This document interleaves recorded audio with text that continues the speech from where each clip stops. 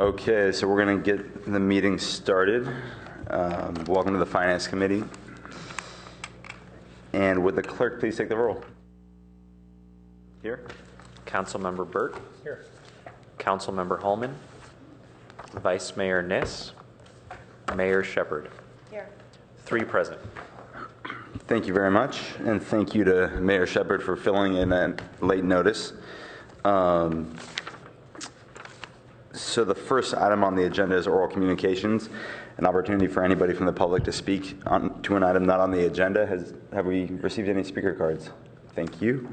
Moving on to the agenda items. Item number 1 will be the Office of Sustainability. Yeah, I'm looking at the right one. Perfect. That is correct, Chair Berman. I had deja vu for a second. So that's okay. That's a carryover from last week, Tuesday.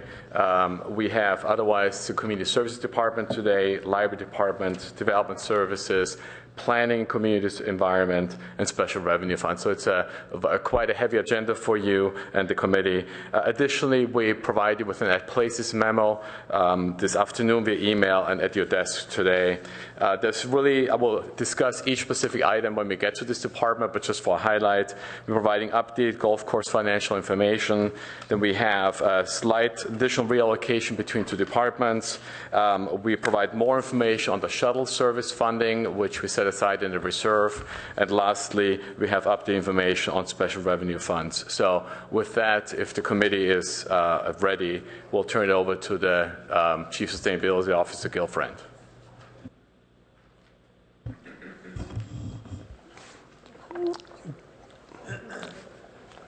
Good evening, council members. So this is the first time before you for the Office of Sustainability. It's a new entity in the city. The mission of the, let's see, how to do these. There we go. So the mission, hello. Christine, I'm going to give it back to a professional so you can back me up. Okay, there you go. You want to go back? Go back one more. Is to, thank you so much. There we go. It's to improve the quality of life, grow prosperity, and improve the resilience of the city by improving our sustainability profile. As we have in the budget book, the mission is to lead the organization and the residents and visitors in promoting a culture of environmental sustainability by developing and coordinating and leading initiatives citywide and in the region and through partnerships with the community. And the purpose, as I said before, is to build quality of life, prosperity, and resilience by improving our environmental sustainability. Next slide, please. What we've done in this first 6 months of this office, hired the Chief Sustainability Officer, have established an internal sustainability board. This is department heads from across the city that meet monthly to review and develop these issues. We've launched an audit of the city's sustainability activities and programs and policies, looking at how accomplishments are comparing with our intentions and identifying opportunities for improvement there. Conducted a study session with the City Council a few weeks ago. And the initiatives for this fiscal year, central is to develop a climate action plan, updating our 2007 climate action plan, and to broaden that into a sustainability roadmap that touches other dimensions of sustainability beyond purely climate, and then to develop and improve the tracking and reporting systems in the city so that we have more transparency both within city government and out to the community on what we're doing and how we're doing. The budget proposals here, we're proposing to add an FTE management analyst. About half of their responsibility would be to identify funding opportunities for us. I believe that there's significant funding available both from government organizations as well as private foundations that could support our activities without drawing on the general fund.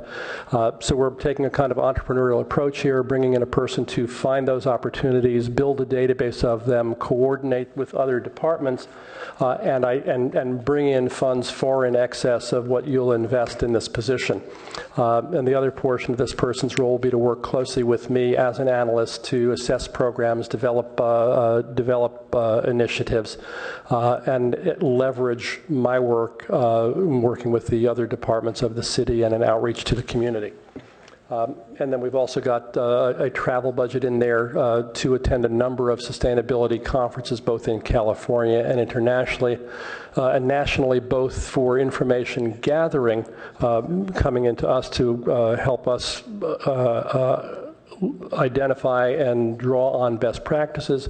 Also a chance, though, to show our flag and share the fairly impressive work that we've been doing with other communities, both in the region and around the country. That's what we got. Could I just add something as a clarification? So this is one of the positions where, while enhancing our sustainability initiative is an important issue, I was reluctant to make a recommendation. However, when in talking with the Chief Sustainability Officer, I put this in as a kind of incentive-based initiative. And even though it's described as an FTE, we're planning to use this in the term of contract dollars, so that if we're not in a position where the grants and the funding stream starts to come in to be able to support it, we'll be able to move away from it at the end of the year. We'll be monitoring it as the year goes on. I'm expecting that Gills will be able to do that. I mean, you seem to think that we could do it, but it was worth the effort, and so there are none of the additional kind of long-term benefits that are associated with this particular position. Great. Thank you very much. You're welcome. Open up to colleagues for questions or comments. Great. So just want to follow up on the issue of how we frame this management analyst position. So I was glad to hear that it's contracted at this point in time. And so this is probably more a question for the city manager. But Jim, that out of the various positions that we're looking at, increases in this budget cycle, those that are not permanent full-time equivalents of city salaried permanent positions, how can we structure these in the budget so that they're really distinct from those that are being added as permanent full-time positions? Yeah, so I don't know that we have many of them in here that are contract. There are a few that we're funding. Actually, Walter and I are meeting tomorrow with each of the department directors who have positions, and partly in response to your prior question, to be able to put them in a hierarchy and an array. So I think we'll be, after we do that, I'll have a better position about how we express this. But I do think it's an important point. And unfortunately, I think a little bit of this is informed by some of the archaic requirements we have from the council on this table of organization and how we have to show these positions as if they exist. But as, for example, we still listed in the city manager's budget a communications manager, even though what we have is a part-time contract person who's doing writing and outreach, and we have a part-time firm doing social networking work. So we don't have any full-time positions in there. So I think we've got to pay a little bit of attention to first identifying all of those positions and then making adjustments and reflecting them in a different way. But I don't have the explicit answer right now. So I guess we got two questions. One is the how many in each category, and then the other is how will we categorize or frame each of those different categories of positions. So I guess I would strongly urge that we do whatever we can to make clear that a position that at least initially is a temporary position, even though it could at another time next year or the year after, we could have a deliberate decision to say that's going to become a permanent position. But at this point in time, to really clarify that these are temporary contract positions at this point in time. Right. And I would say another thing, and be good for a more in-depth discussion going forward. We've had a number of conversations at the staff level about being able to issue more contracts rather than bringing on staff people. And once again, it's sort of every direction we turn, we find how we are confined by the rules of CalPERS that restrict our ability to actually contract positions. And one can understand the rationale, which is they want to keep bringing in people who are paying into the pension system to keep the whole system afloat. So in some cases, sometimes if we're not contracting out an entire area, or if we're going to have a situation where there's supervision of different people involved, we get these severe limitations on our ability to do some of this contract work. It's very, very frustrating. And so on a short-term basis, we can often do things. But if we wanted to permanently kind of create series of contracts going forward, we're restricted. It's not because of our philosophy or intent here in the city, because the council and management has really, I think, not just having to going through the cutbacks we did in recent years, but this recognition that the full cost of positions really aren't sustainable in a way in a community that's even growing. I know that's part of the reason behind the concern about the recommendations we made this year. We got to find some way to be able to add capacity without adding all of those long-term costs.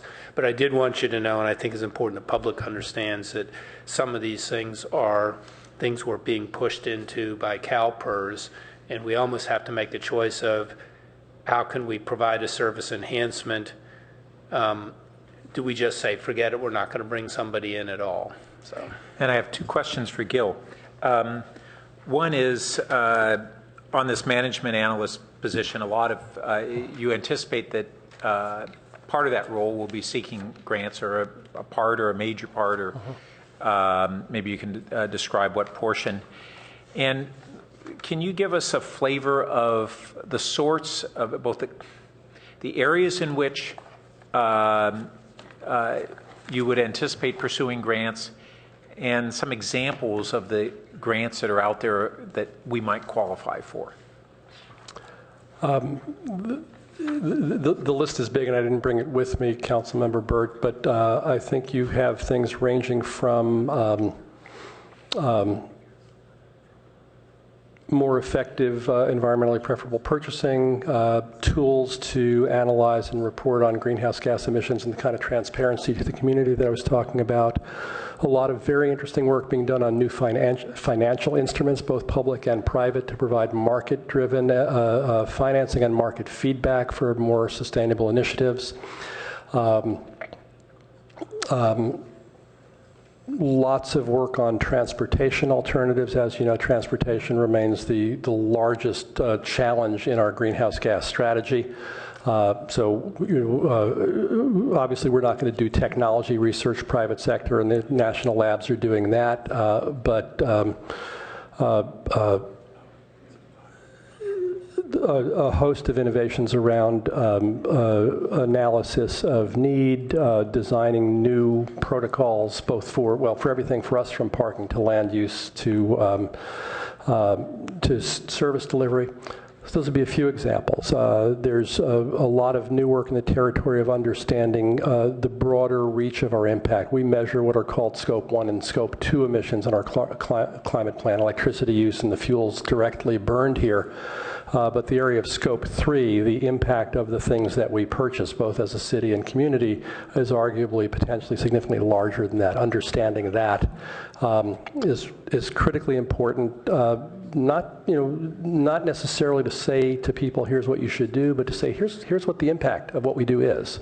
Here's the cost of what we do. And I think understanding that and helping people and organizations in the community understand that may be one of the most valuable things that I can do in this position for the city. So those would be a few examples. The list is broad. We'll categorize it.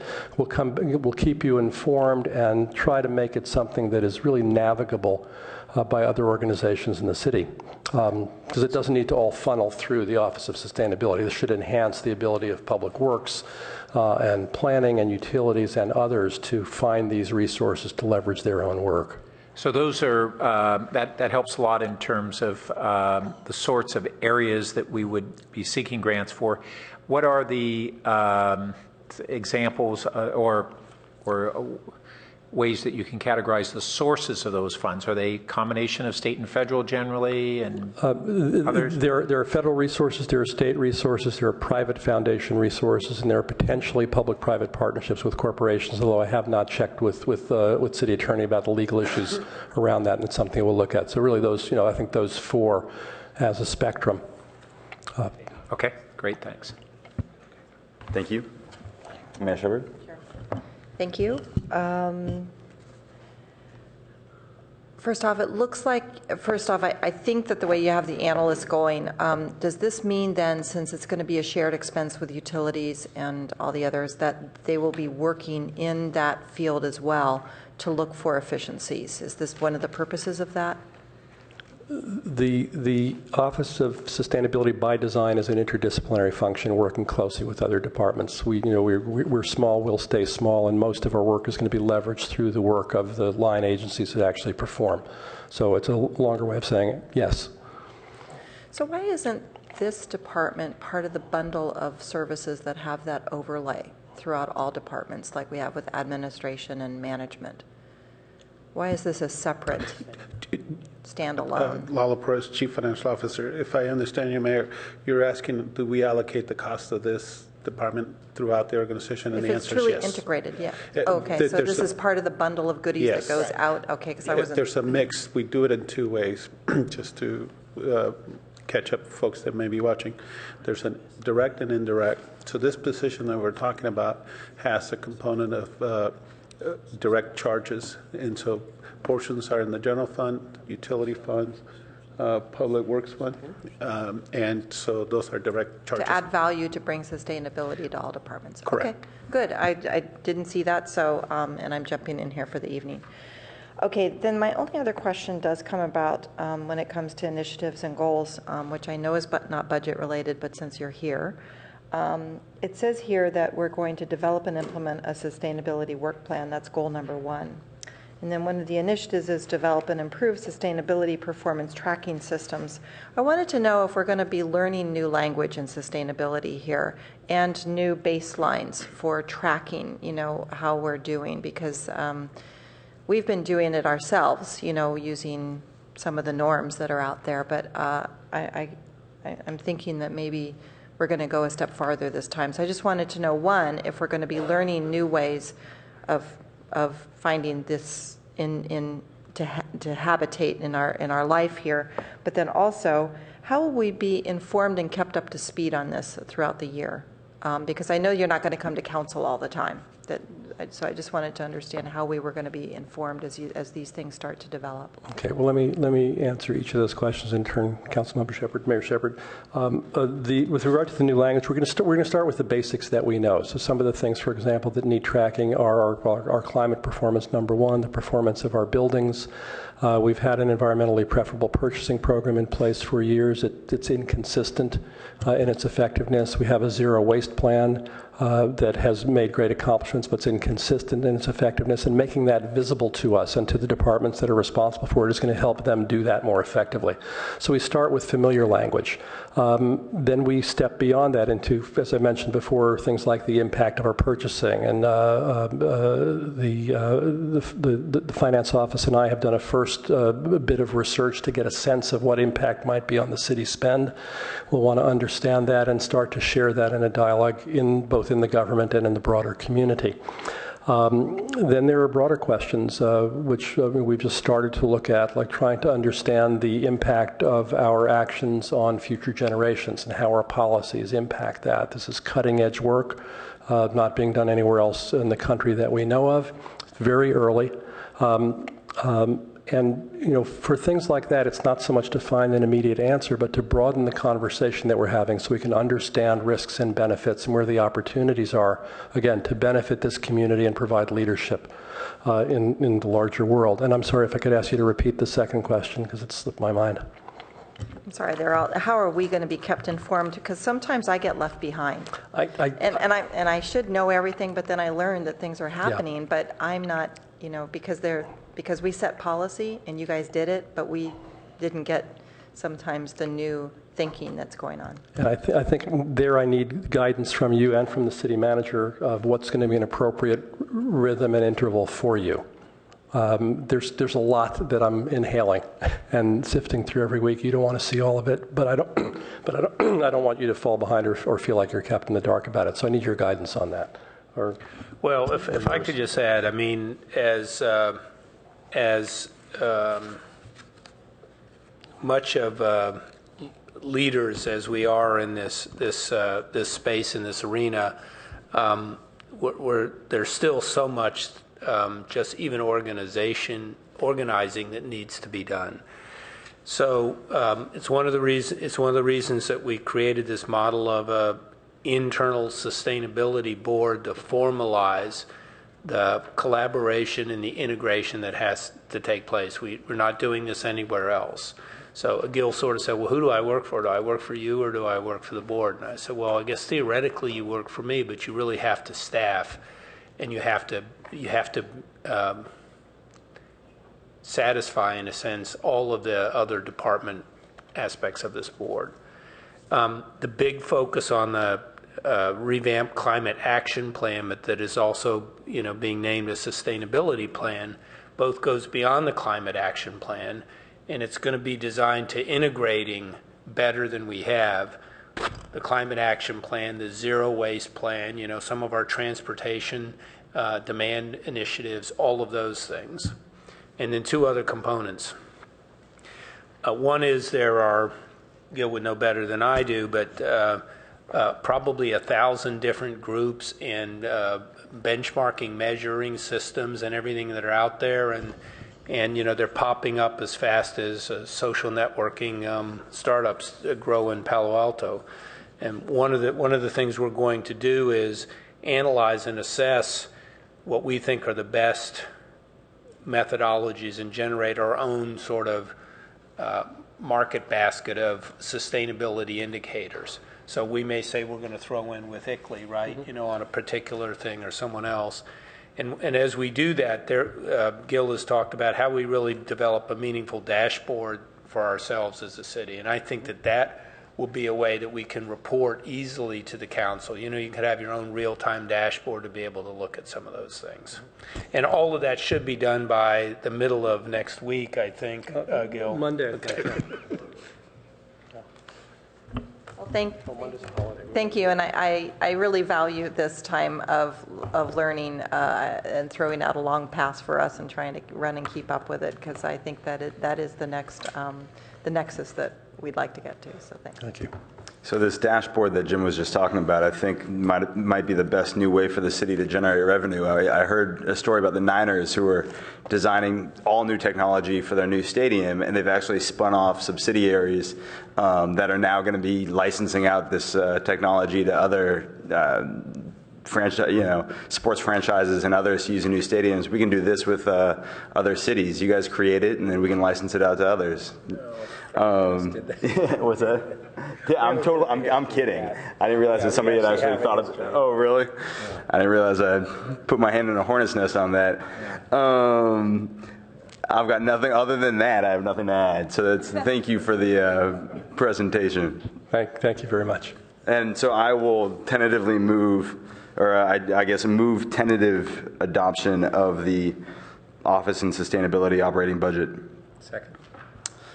Any other comments? No. All in favor? Aye. Aye. That passes unanimously. Thanks, Gil. Wasn't so painful, was it? He's got a couple of deliverables for Monday. So Community Services Department is up next. Thank you, Chair Berman. This will be on pages 153 to 167 in the operating budget document. And before we ask staff to start the presentation, I do want to point you to one paragraph of the At Places memo. As part of the review after we released the proposed budget, we realized, working with the Community Service Department, that we had a slight overstatement in expenses and understatement in revenues for the golf course. As you know, the golf course is scheduled to be closed next fiscal year, and as we reviewed the budget one more time for that activity, we realized that we actually have a net gain to the budget stabilization reserve of $334,000. So that's a benefit to the general fund, and so we ask you to approve that part of item 2 of that places memo as part of the CSD budget. Go ahead, Greg. Good evening, Chair Berman and members of the Finance Committee. Greg Dutz from Community Services Department. With me tonight, Lam Do, the CSD Business Manager. And in our audience, I'm pleased to have with me my colleagues, Rob DeGus, Assistant Director, Raina Halprin, Assistant Director, Sharon Eva, Joe Valaire, Lacey Kortson, Darren Anderson, and Adam Howard to be able to both learn this process and be able to answer your questions directly. To begin with, just to give you an overview, next slide, please. Somewhere. Thank you. I assume that many people understand or think they understand community services, but, it really is a broad range of services, programs, and facilities really intended to provide a diverse range of quality programs and services that are highly valued and relevant to the community, to provide increased knowledge, artistic expression, physical activity, social help, and enjoyment of the outdoors, and to act as stewards of the community's unique assets, to provide comfortable, safe, and appealing facilities, and to sustain mutually beneficial partnerships, of which we have many. This all leads to our mission, which is to engage individuals and families in creating a strong and healthy community. You may be familiar with our department, which is made up of 4 divisions: administration, which takes care of community outreach, budgeting, policy development, and includes the Office of Human Services, which provides liaison to one of 3 commissions, the Human Relations Commission, which of course coordinates the HISRAP budget and manages programs for both child care and the homeless. The Arts and Sciences Division includes both internal programs such as the Art Center, Junior Museum, Children's Theater, and Interpretive Center, as well as external programs such as our artist studios at Coverly, the Stern Community Theater Program, and partnerships with many of our organizations such as the Friends of the Junior Museum, Art Center Foundation, and so forth. This division also includes the Public Art Commission, which coordinates the public art program, including the 1% for both public and private developments. Open Space Parks and Golf manages 4,000 acres of parkland in our 34 urban parks. You probably knew that, but in addition, they're also responsible for taking care of the landscaping at more than 160 different sites around Palo Alto, including all the fire departments, the animal shelter, utility sites, and medians, as well as sound wells. Anywhere there's plants in Palo Alto, Parks takes care of it. Recreation in Coverly provides services at our 3 community centers, Stern, Coverly, and the soon-to-open Mitchell Park. Woo-hoo! It will open in November, and we are itching to get in there and start some great programs. The recreation program takes care of everything for every age, from middle school athletics to senior programs. It facilitates booking of playing fields throughout Palo Alto to ensure that everyone has a fair chance to play and practice, and has the primary responsibility for our 3rd commission, the Parks and Recreation Commission.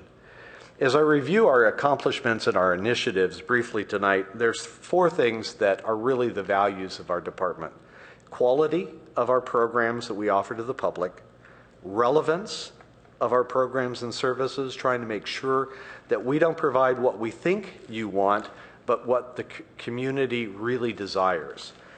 Efficiency in how we utilize our precious resources, and finally, our partnerships. Utilizing synergistic relationships to leverage what we do through our programs and services. So quickly, going on to the next slide, let me just tell you about some of our accomplishments.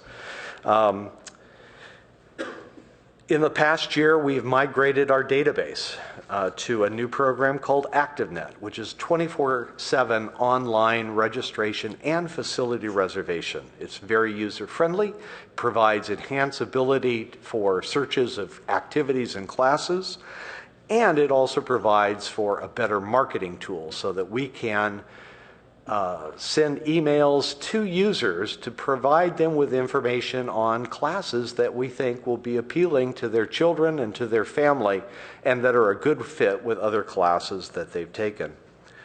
The Arts and Sciences Division has had an absolutely outstanding year of record-breaking participation at the Children's Theater, at Family Days at the Art Center, and participation in great events at the Junior Museum, such as Super Family Sunday. Participation in all the Arts and Sciences program has markedly increased, even with the Art Center increasing 20,000 additional people last year over before the renovations at the Art Center. Add to that, the Art Center was recognized this year by the California State Superintendent of Public Education for excellence in museum education for the Project Look project. Children's Theater is also doing gangbusters. If you were fortunate to see the recent production of Seussical last week, you would understand why. This is a program that has been doing a great job of selling out productions and providing unique opportunities for 1,300 kids a year to learn lifelong skills in theater, stage production, script writing, and public speaking. A recent online ticketing program has really helped access 24/7 for tickets for the Children's Theater and has really improved efficiency as well. As you know, in December, the Council expanded the public art program, taking our public art program from our 1% for public projects to include now 1% for private projects as well. We have wasted no time. Elise DeMarzo has made contacts with a number of developments that are in the pipeline, and already we have some very exciting, significant art projects that are going to start to grace the streets and public areas of Palo Alto. And then finally, the other big accomplishment that cannot be understated is the reconfiguration of 180 acres of the golf course. You know, accommodating the creek has been no small project, bringing in 100,000 cubic yards of dirt, working with a myriad of permitting agencies, vetting an EIR with all of our environmental partners successfully, and also making sure that the golf course is not just reconfigured, but that it's a memorable and attraction play for the residents and visitors and employees here in Palo Alto. A lot going on. Next slide, please. Now, switching to the year ahead in 2015, the major initiatives we want to highlight. The first one is the implementation of a customer service and marketing initiative. This is a product that is called Customer Relationship Management, CRM. It allows us to look at where people are hitting our websites, where people are registering for classes. Every phone call that we take in, we gather information about why people are calling, what they're interested in doing. If we get a letter, we track this information. Again, it's relevance, it's quality of programs. We want to be able to adapt to what people need and want in a very quick time. Our current system of evaluating programs is by taking a piece of paper for every class, every camp, every activity, and saying, would you fill this out, please? And then for 5,000 classes, accumulating all of that information and trying to be able to use that to figure out what our classes need to expand or change. The CRM program will allow us to automate that, allow people to give information when they want to give it to us, and be able to provide our producers the best information on how to adapt the size of our classes, the timing of our programs, the location, and so forth. New Mitchell Park Center is not going to be just a new building. It's going to be a new program.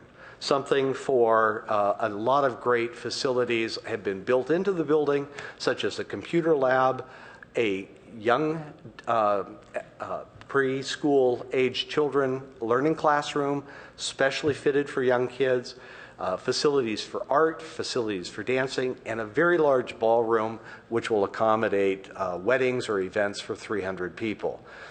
Add to that a really beautiful courtyard with a Ada's Cafe. We plan to move in November. We plan to start doing a soft opening in December, and our courses will roll out in January with something for everyone in the community. Something with every interest will be found at the Mitchell Park Center. The golf course will continue in 2015. We'll be coming forward to council in a few weeks with a contract with what I believe is a very well qualified and outstanding contractor that is ready to go so that we can start construction in July and get this project done on time and on budget by spring of 2016. When we open, that golf course will accommodate 76,000 rounds of golf per year. Project Safety Net continues doing very good work. We just hired a new coordinator for the Project Safety Net program, continuing to take the lead in facilitation of a number of different community resources to provide asset building for youth in Palo Alto. As you know from a recent presentation, we're off and running with the citywide parks, open space, trails, and recreation master planning process. This is a master planning process that is going to dovetail nicely with the efforts of the planning department. We don't want to gather information from our many constituents and clients and the people that we touch in parks or in our community centers without sharing that information with planning and vice versa.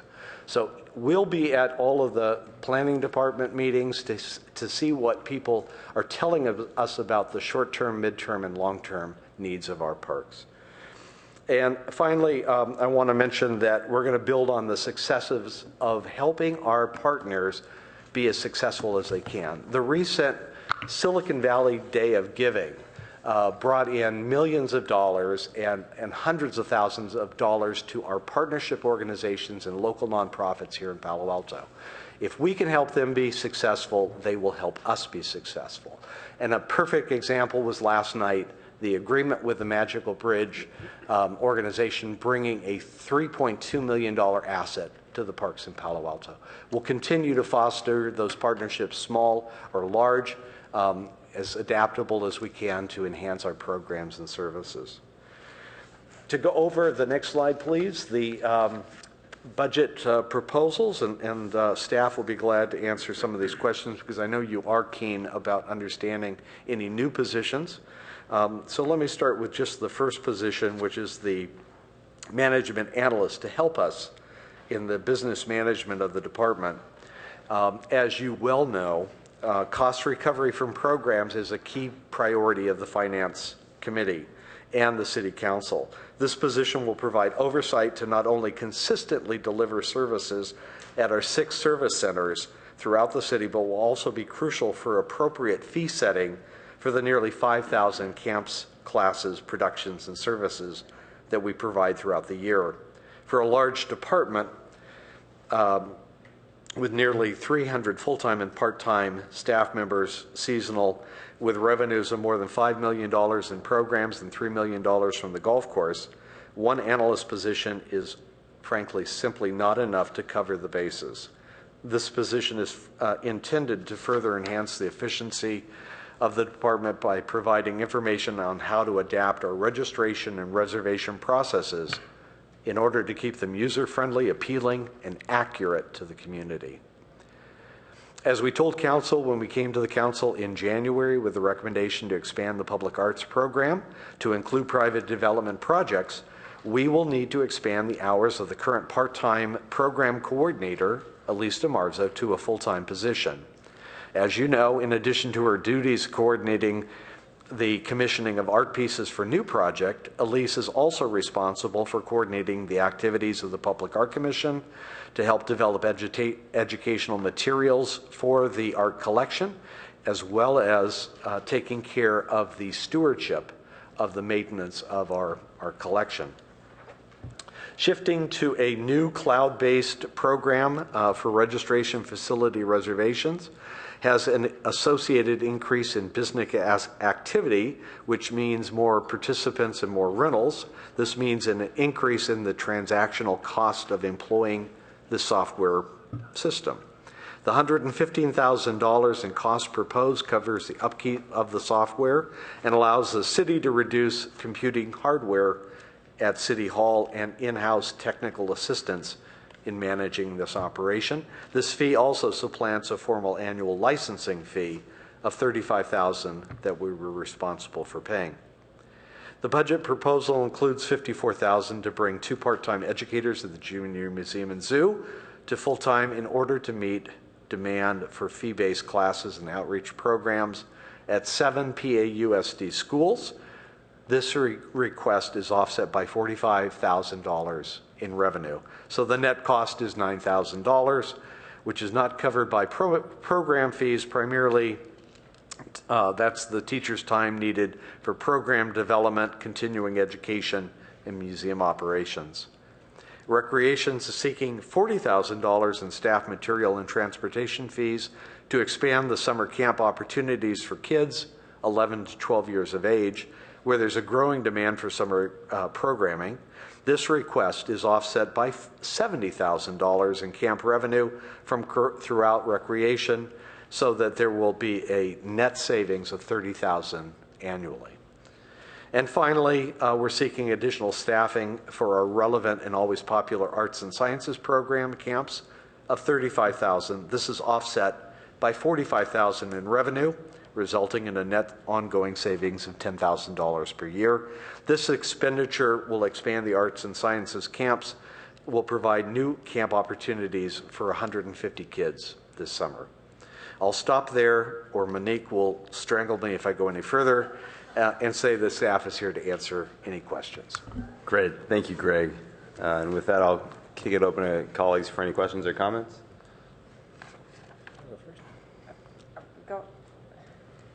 Go ahead. I can go, but... Okay. Thanks, Greg. One thing is that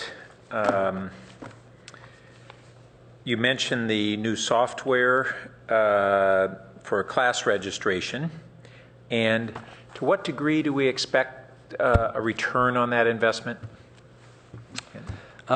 Good question. I'm going to ask Lam to chime in here too, as well as Lacey. But the number of people that are registering online has increased from the old system. Our ability to target market using e-blasts from the ActiveNet will be an increase of... So it's difficult to gauge at this point. We've been using the system for 3 months now. We did see in our initial wave of camp registrations something where on the camp registration day we would bring in anywhere from $400,000 to $450,000.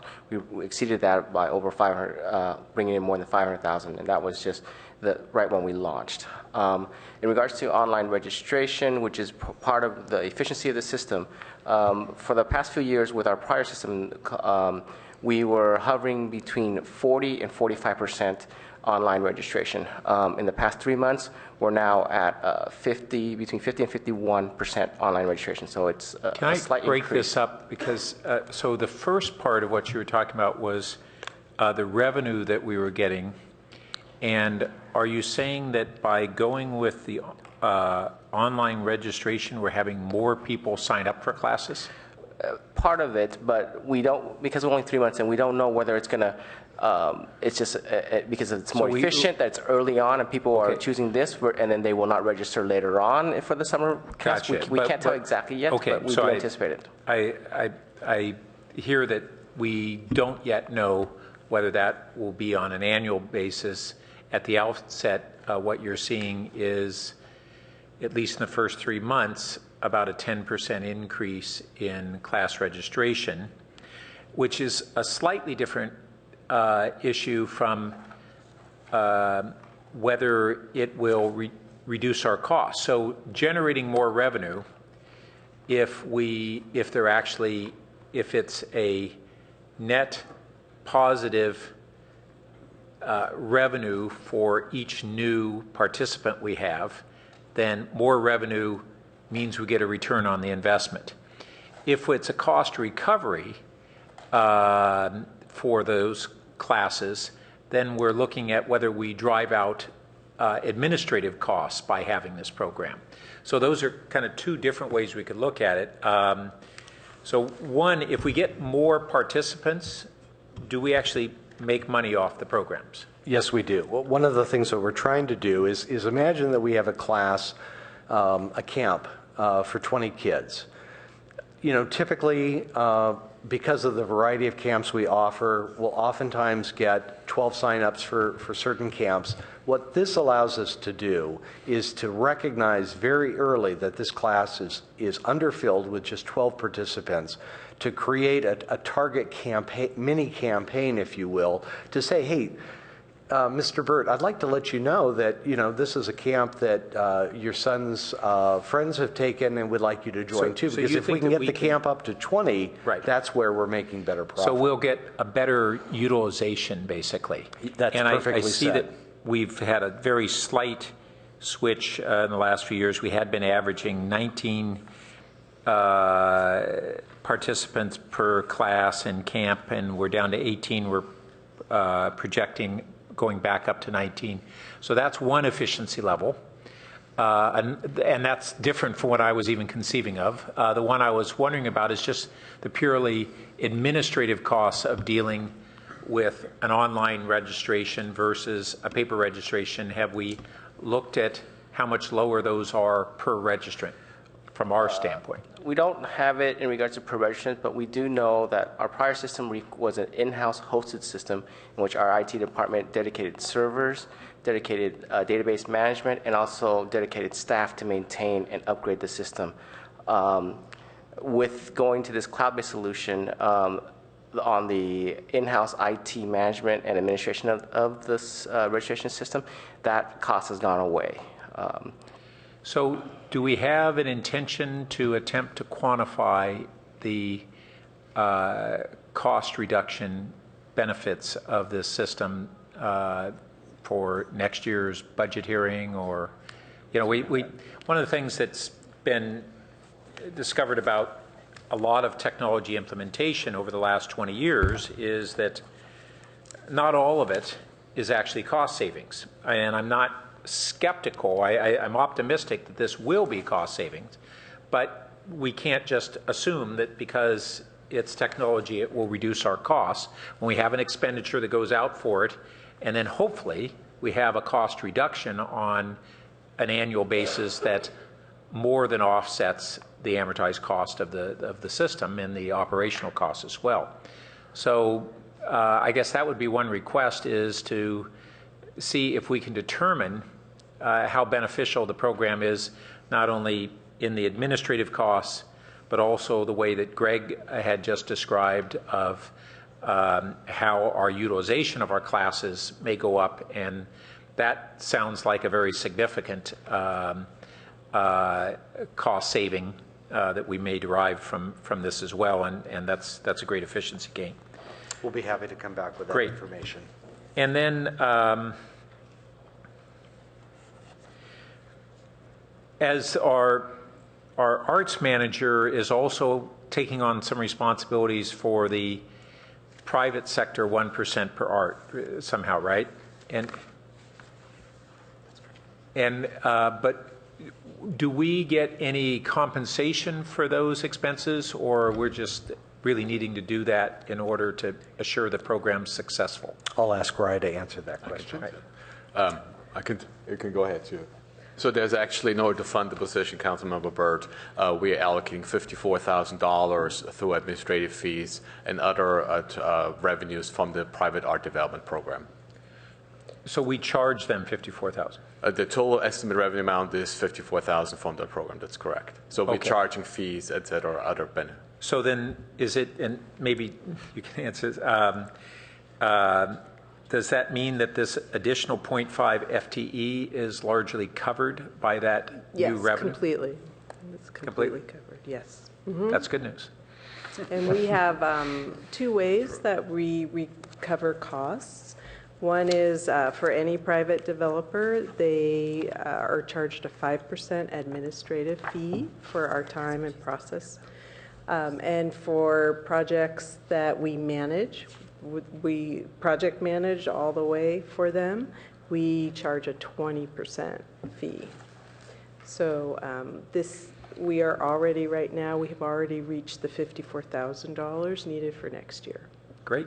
Thanks. And if I may add, Councilmember Burt, if you look at page 400 of the budget document, there's a more detailed explanation. This part transfers $96,000 to the Public Art Fund in order to cover from the position cost, and we had to increase the general fund cost from about $47,000 to fund the fully benefited position. It was a part-time benefited position of 0.48 FTEs, which cost us about $48,000. So to make this entire package happen, the extra general fund cost is about $45,000. Good. Thanks for pointing that out. I only got to page 399 and stopped.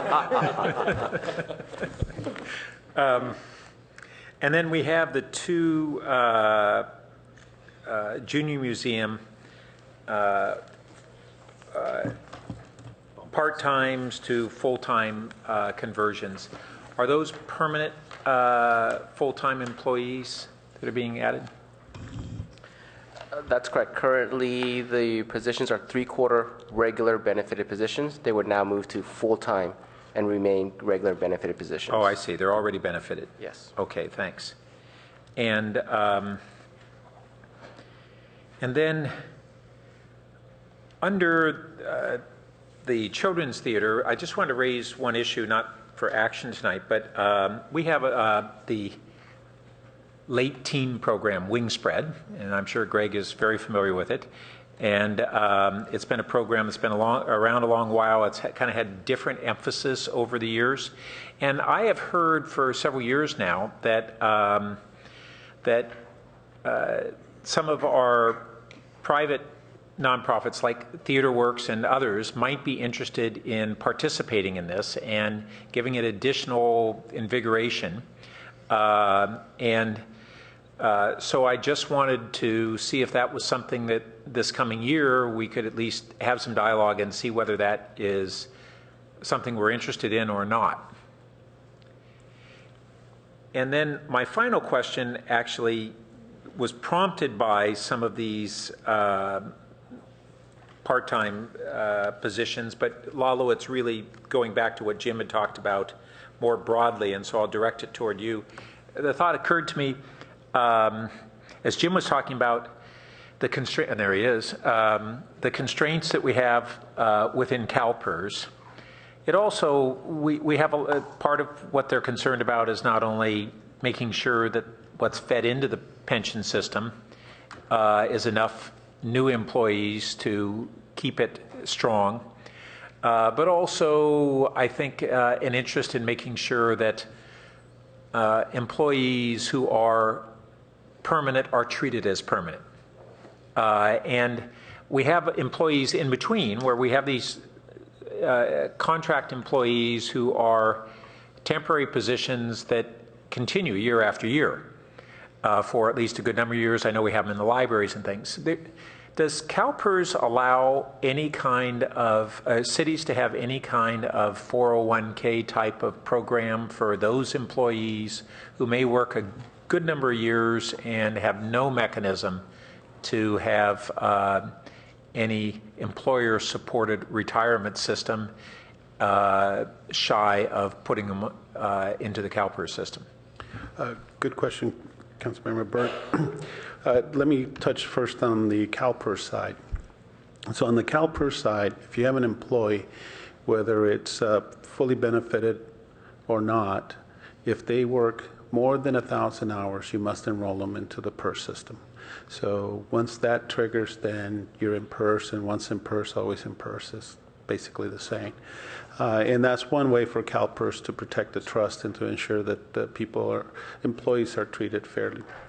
For those that do not reach that threshold, the City of Palo Alto offers a similar concept to your 401k comment, 401k, and it's through PARS. So it's a separate entity. It's not CalPERS, but it's a similar trust structure where the employee contributes on a regular basis, and I believe it's 7 to 8%. I don't recall right off the top of my head right now. And those funds are designated for the employee. Once that employee leaves, they can opt to either continue to have their funds there or roll it out to another pocket or trust, I should say, or cash out. So there is a mechanism in place. All my years on council, I don't think have been aware of that, and I don't know if my colleagues have, and I'm hearing at least some that haven't. So that might be something just at the right opportunity to educate the entire council on. Great. Thank you. Thank you. And Mayor Shepherd. And after this, we're going informal, and I'm calling everyone by their first names. That's fine. I missed the chance. I just had a couple questions. The Junior Museum program, first off, thank you for doing it. I'm a big fan of this. I watched it get initiated when my kids were in elementary school at Walter Hayes. And I'm so grateful to learn that it's in 12 elementary schools now. That's really a success story. I understand that the PI funds from the schools are reimbursing the program, and yet we're still carrying a cost for this, in addition to the fact that we hire with all of our burden of hire, which comes with pensions and that type of thing. Is there a way to get some recognition from the school district or full cost recovery on that? Because I know that this is an integral element of their elementary school science education and program.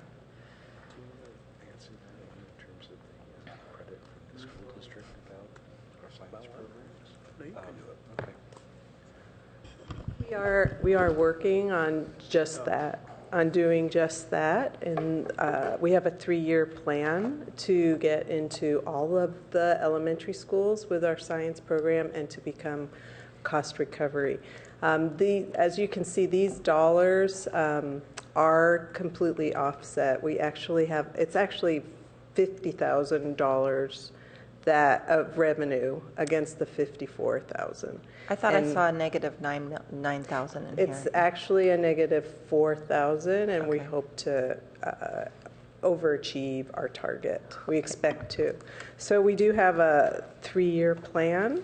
Okay. And I'm just going to look at it for 1 second, but that's something that we're exploring at all of our programs where we have PI funding, is to increase Yeah. the recovery. Right. Well, get I it know, closer. yeah, I know it's the big vacuum that there is no real, I mean, they've got some units that the teachers can do for science at elementary school, but what the Junior Museum does really is much more robust and critical. Yeah, yes, and they are very, very happy with the service. They feel that Yeah. it brings a lot to their program. So we're working on expanding that, and also to bring more classrooms out to Baylands. We also have PI contracts with our Children's Theater Outreach Program that we're also looking to increase. Excellent. Thank you. Then I guess the big question for me is you've got this glaring reduction in revenues of 1.1 million. Now, typically, there is a separate balance sheet in the budget in years past for the golf course, but I didn't see one here. If I know the driving range is going to stay open, so there is going to be an anemic recovery, not even recovery, but there's going to be anemic revenues. Is this largely just the reduction of revenues that we're going to experience for this year? Sure, Mayor Shepherd. In the At Places memo today on attachment A, we actually provided you with the golf course financials, so you have a better insight in this. As well as if I may draw your attention to page 162, you'll see under revenues a reduction of $1.5 million at the time of proposed budget for golf course, and the offset is all the revenues which Greg talked about this afternoon or this evening. Okay. And I know that we're going to get an update at full council as to how long the timeout is going to be for the golf course, but so I don't want to go into that now. But I am interested and intrigued as to how, if there is a possibility of getting more recovery of cost on that, since things have kind of turned a little upside down with what we thought was going to happen there. I think the only thing I have here is that, and I'm going to ask this question with the development later on, but I've just had 2 informationals, one at Stanford Hospital and one at a forum that I went to last week, where they're trying to get rid of the waiting room in the hospitals. Is that ever going to be a possibility with online registration and such, so that we don't actually have to have, that we can have virtual, it's all going to be virtual? Is that the goal here? That's a very good question. And frankly, no, we will never get to that point, because there's a careful balance between high tech and high touch.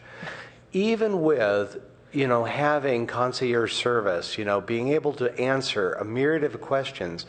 Take, for example, we were recently approached by a mother of a child with autism, and she wanted to know how her child would be accommodated in our programs. And we have a lot of special needs kids, and we're glad to be able to provide experiences for all children.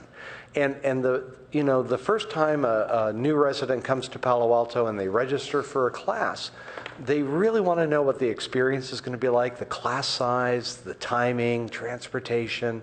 And we're happy to provide that high touch to provide the assurance that it's going to be a quality experience and not just a fun and game making lanyards kind of experience, but a really educational, life-changing kind of experience. So for those people, that's what staff is there to help them in person, by fax, or by phone.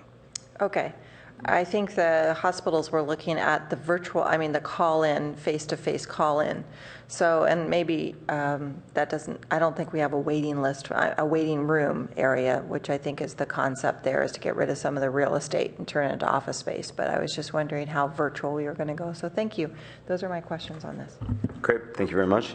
So there's a few quick questions. The first is on the AtPlaces memo regarding the golf course financials.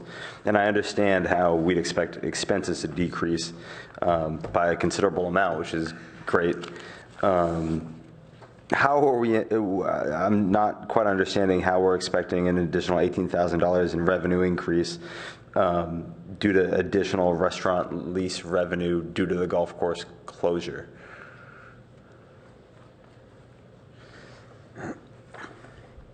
Good evening, Council Members. Rob DeGos, Community Services. Yeah, what we have in the proposed budget for the lease is really based on the terms of agreement in the lease agreement with the restaurant owner. Once we get into the year and we close the golf course, we're going to have to watch that closely, and we may have to amend that at mid-year given the activity. But the restaurant will be open. The pro shop will be open, so will the practice facility and the driving range for most of the year. And much of the restaurant's revenue actually comes from banquets and things that happen on weekends and evenings that's not related to golf course play.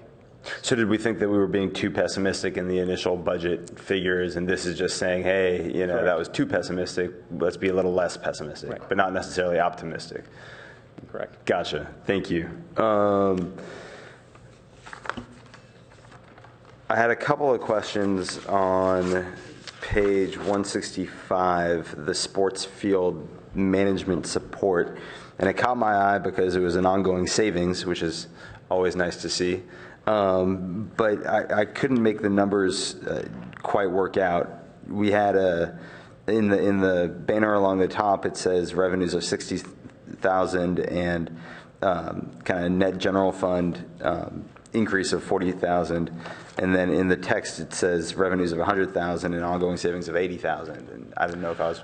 Councilman Berman, I apologize. I just realized we obviously did not update the text to the numbers. The numbers in the green row are correct. Gotcha. That's what we intend to do, or we'll fix for the adopted budget. Thanks for pointing it out. Perfect, thank you. And then while we're there, Greg, if we could get a quick update. I know, and I asked about this, you gave me an update a couple of months ago in a different meeting, I can't remember which one, but when you guys made the switch in terms of how we were allocating fields to different clubs, we got an onslaught of emails from angry parents saying that we were ruining their children's lives.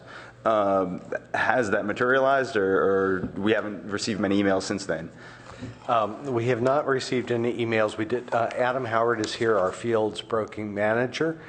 Did a lot of work readjusting a lot of shuttle diplomacy between our user groups until we got to a point after, I think, 3 different check-ins with the Parks and Rec Commission to make sure that we've got it right. But as we do with any of our policies, such as gym use or field use, we will continue to come back to the Parks and Rec Commission to make sure that they're continue to be relevant to all the users. Great. And I'm glad to see that went far more smoothly than we could have anticipated. I think my other questions were asked and answered by my colleagues. So with that, I'll go ahead and move tentative approval of the Community Services Department operating budget. Councilmember Chairman. With the changes made in the, thank you for the reminder, at Places memo regarding golf course financials. Second. Thank you very much. Would you like to speak? I have nothing more to say. You want to speak? All in favor? Aye. That passes unanimously. Thank you very much. Thank you very much. Thank you. The next department up will be Library Department, pages 199 to page 208.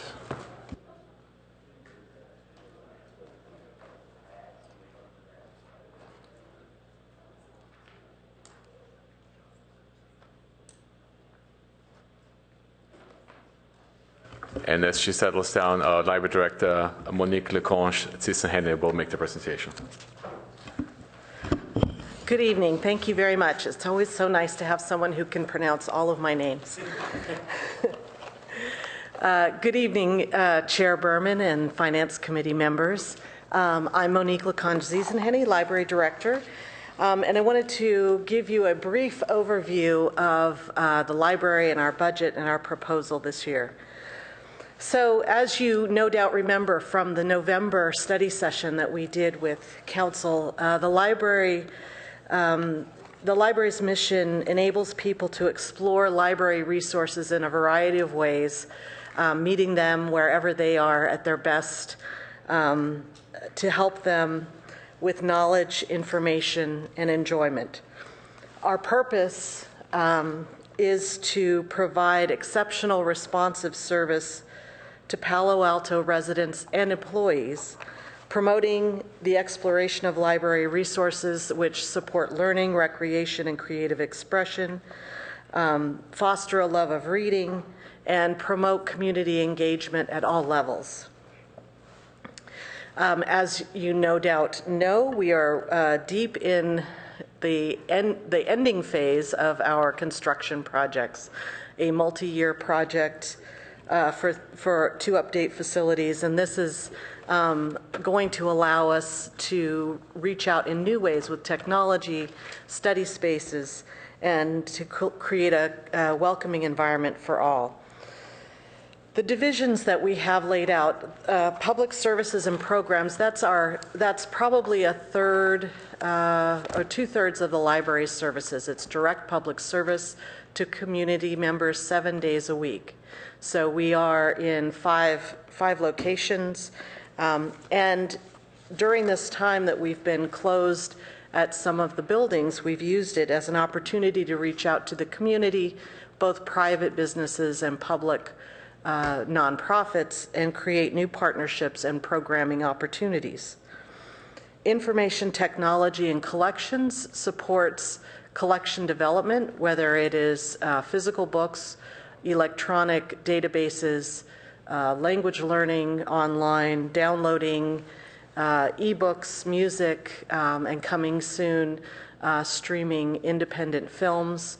We have about 1/3 or so of the library that's dedicated to that area. Supporting these activities, of course, through the buildings and administration are 3 people. So, but providing service to the Library Advisory Commission, as well as our community stakeholders like the Friends of the Palo Alto Library and the Palo Alto Library Foundation. Next slide, please. So in spite of our expectation that use and attendance would go down in the smaller facilities, our use has remained fairly steady. Our attendance is on track to be pretty much where it's been for the last 3 years, between 800 and 900,000 physical visits, and probably topping 900 to 1 million virtual visits this year. We've stayed steady, and circulation has continued to be about 1.5, 1.6 million items per year. So if you look at the number of hours we're open, if you've ever visited any of the facilities, you may have found it a challenge to find a seat or to find a computer that was available. And we look forward to being in larger spaces that will allow us to continue that. Pop-up Storytime was one of those new programs that we began. It added to a robust storytime schedule, which includes bilingual story times in Spanish, Mandarin, Cantonese. We occasionally are able to offer Hindi, and we look for future partnerships to continue these kinds of cultural programs. And in addition, these have allowed us to develop new partnerships with preschools and other groups, parent groups in the community. For the first year in a number of years, we've participated in Silicon Valley Reads. This was a regional program. And for the third year in a row, we've served as a site for the VITA Tax Assistance Program. It's volunteer, actually a partnership with Stanford law students who come and assist seniors and low-income residents with tax form preparation. Our increase this year, we went from about 85 to 125 returns filed this year. So it's a growing and popular service happening every Saturday during the tax season. We created a library logo and brand that was more aligned with the city palette, and in a collaboration with the Art Center, used a grant to fund MakeX, a makerspace that is serving teens throughout the community. All right. So for next year, no surprise, the reopening of Mitchell and Rinconada libraries, because this now will seem to be an overlapping opening. We're faced with a new challenge of how do we continue to staff open branches while we move into newly constructed facilities that are larger, make sure that everything works. But we are working to amend our initial planning and come up with some alternatives that will work for us. We are in the middle of our strategic plan, and we will plan a study session with council coming up later this fall, so that we will have our 3-year forecast for what we intend to do in these new buildings ready by January. We're in the middle of the purchasing process to replace our online system, which aged out pretty much over the last couple of years. It's a hosted system. However, the vendor initially said, we're not going to support it anymore. Now they're waffling, maybe they will.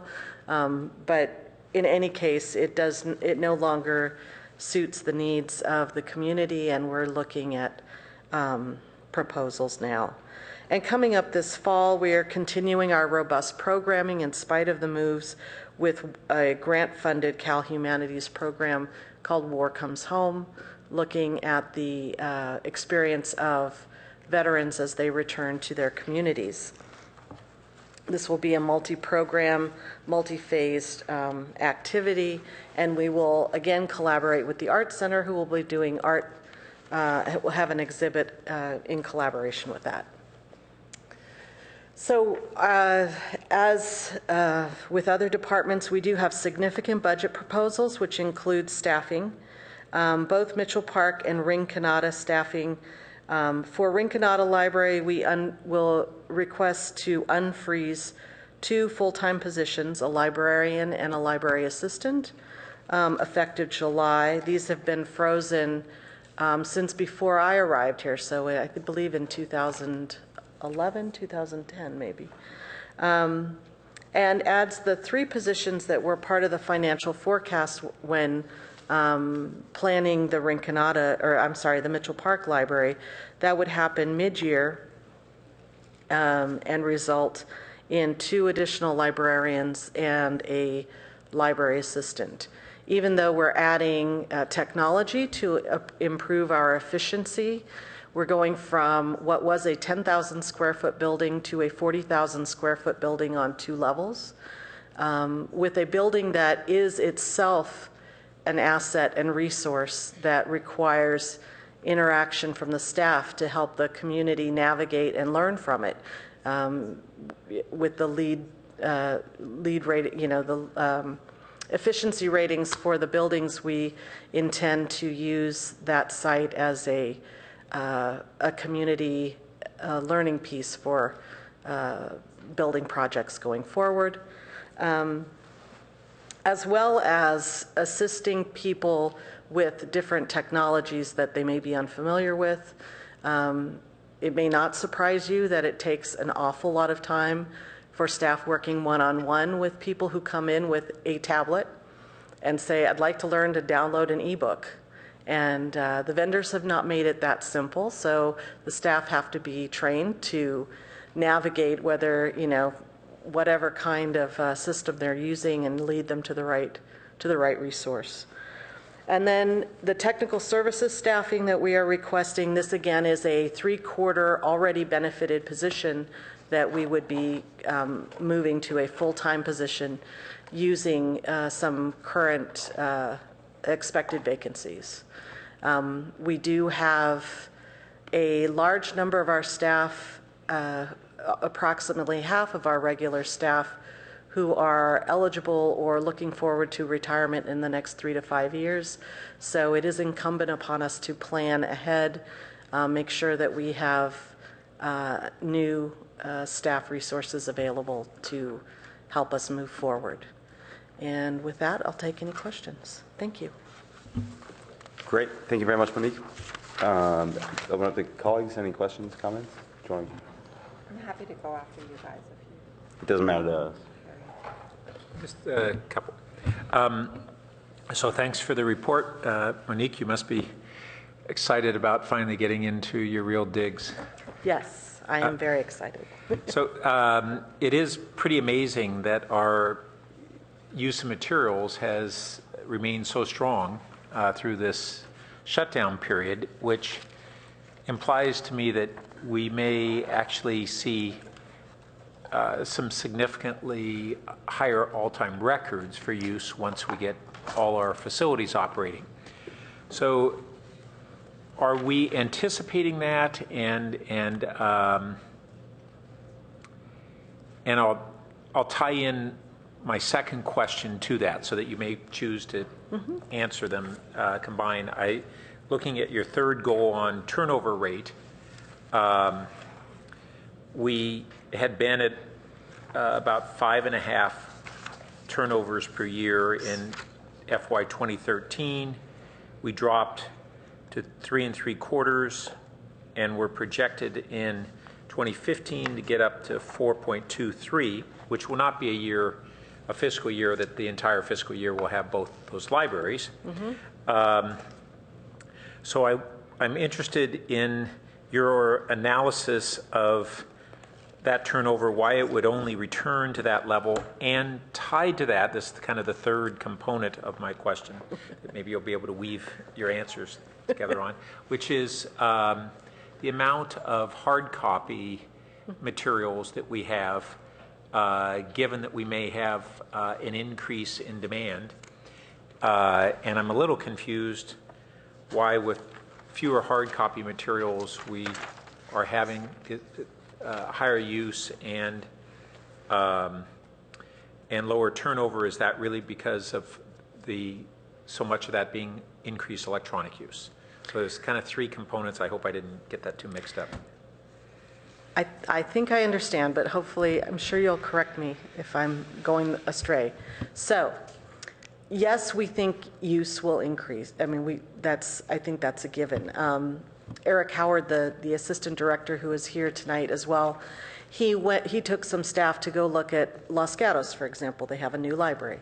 Their circulation doubled in their first year. And what made a real difference in terms of the staffing and the interaction were that many, many people coming into the library had not been regular library users in the past. So their expectations of what a library would do were very different from the regulars who came. So we may be conservative on the numbers. I know that during the planning for these buildings, there was certainly some discussion about that doubling the number will not actually be realized. It is possible that we will. So we are planning for that. Using the automated materials handling at both Rinconada and Mitchell Park will be helpful in that respect in terms of returning materials. The turnover, the number of materials will definitely increase. We actually have, over the last couple of years, received a $1 million donation from the Library Foundation, $500,000 for materials for Mitchell Park and $500,000 for Rinconada. So we have those books that have been waiting for that. We had ordered them expecting the buildings to be on a different schedule. So we are ready. Those items are there, and we are certainly putting more into the stream of use. But each year each year the use of the online materials grows exponentially. Unfortunately, we just looked at a study about the cost of ebooks. For a library, an ebook cost $80. If you were to buy it online at Amazon, it would cost $9 to $10. And as we've come to see throughout the country, it's considered a license. It's not actually that we own it. I think the really interesting challenge for us is the interest and the desire to use those materials continues to grow. So I'll be happy to get you the breakdown of exactly where those increases are happening. Off the top of my head, it's not the thing that stakes. Appreciating that you don't have all this off the top of your head. On the ebooks, is that for essentially a single copy that can only be let out at once, or it can be multiple users at the same time? It depends. It depends on the vendor and the system we're using. We subscribe to 4 or 5 different vendors with different kinds of policies. The most common use is one user, one title at a time. So there are people on the waiting list for electronic copies, which doesn't seem logical in your mind. So, yeah. But yes. And then do we see a higher turnover on the electronic books because they're more, for one thing, either more contemporary and or just more in demand? That's a good question. I don't know that we've done the comparison, so I would have to check the statistics for that. But I'd be happy to do that. And then, even though the cost per book is higher on the ebooks, every time we do a hard copy, check in, check out, restock, we have fairly high administrative costs. Do you know what it costs per hard volume? It depends. Again, it depends. It depends on if we're using an automated materials situation or not. The estimate for an interlibrary loan, so if we were lending it out of the library, is about $60 per title for the administrative overhead, not even including the cost. But not for each time? If you were doing an interlibrary loan. So that's leaving the library. Wow. I don't know that, because it includes postage, it includes packaging. So the internal use is less. The internal use is less. And certainly for the online materials, it automatically returns the book for you. So there's no realization of, no having to administer that, oh, I'm sorry, you have an overdue fine, and, all of that. So then I guess I would be very interested in the trends that we're seeing of our cost, both how much our increase use of library materials is attributable to ebooks versus hard copies. What the comparative costs of turning over a volume is, and then what's the annualized cost when we look at those operational costs of turning it over versus the higher purchase cost of the ebook. So we really start understanding, okay, if we get continue on an explosion in ebooks, is it going to cost us more or cost us less per library use? yeah. I will tell you that initially the amount of time that you have to spend setting up the accounts needed to download the materials, I gave up after 45 minutes, and I had to call someone and say, okay, this is really frustrating. And if it's frustrating me, it's got to be You frustrating mean from the everybody. user standpoint? Yeah. Yeah. Although So- once people have crossed that threshold, they don't Yeah. repeat it. Absolutely. And we have a number of programs where people come with their different devices, and we just demonstrate, each platform and how to use it. But it seems that these issues are really important on our ongoing operational costs of our libraries, and that we don't really know the impact of these trends. And I guess that seems significant enough to me that I'd be interested in hearing a report on this before next budget cycle. Okay. Because it really does seem like it's very important, and it isn't something we yet have a good enough handle on. Okay.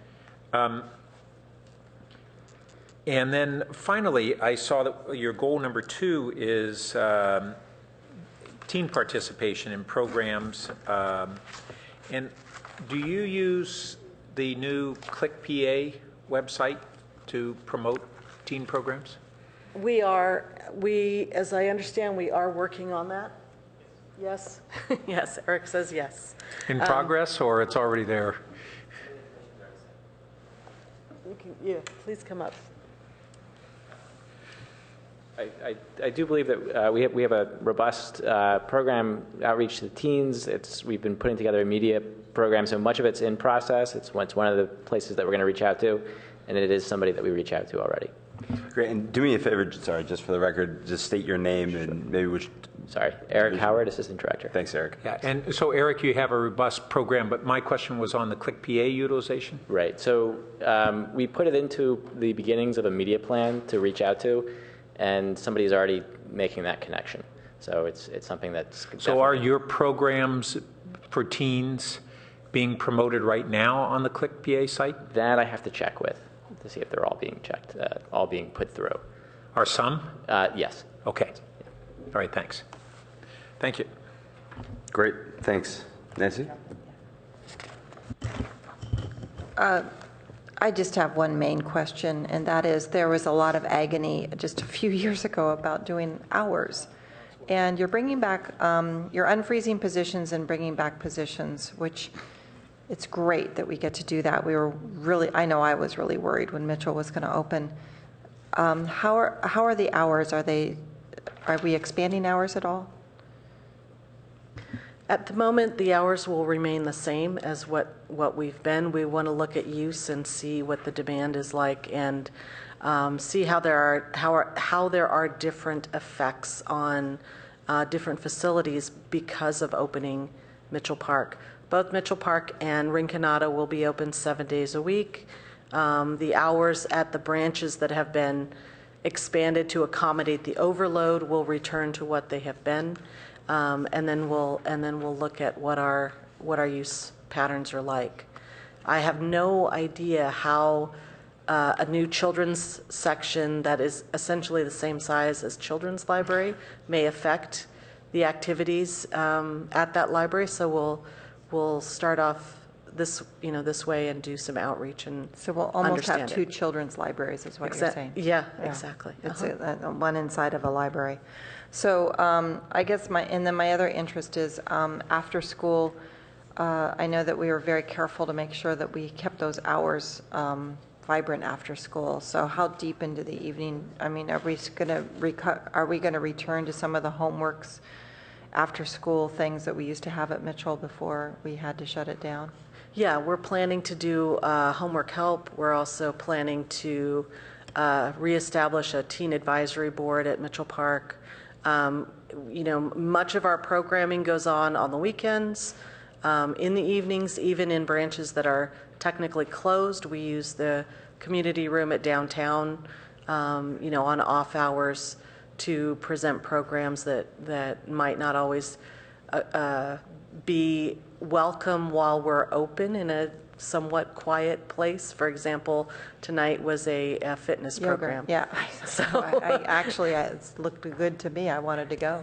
Okay, I was just curious about that. I'd like to keep informed as to how that goes. I'm sure we'll hear about it next budget season. Yes. Thank you. Great. Thank you, Monique. You guys have done a great job with dealing with the challenges of the library closings, and I'm cautiously optimistic that we have a very exciting year ahead.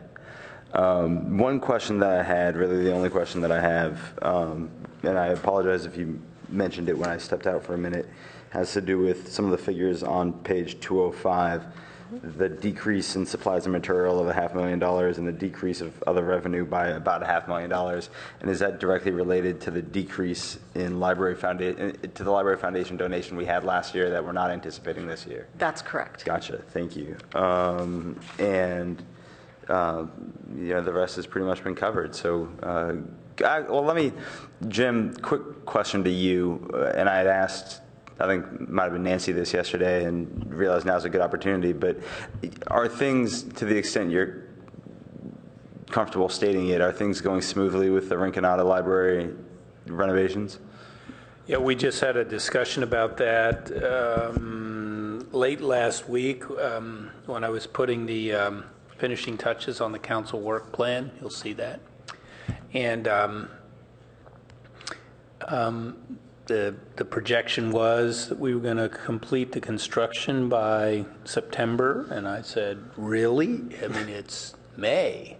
And our folks feel definite. Everything is clicking along with the same idea of basically opening it at about the same time as Mitchell Park Library.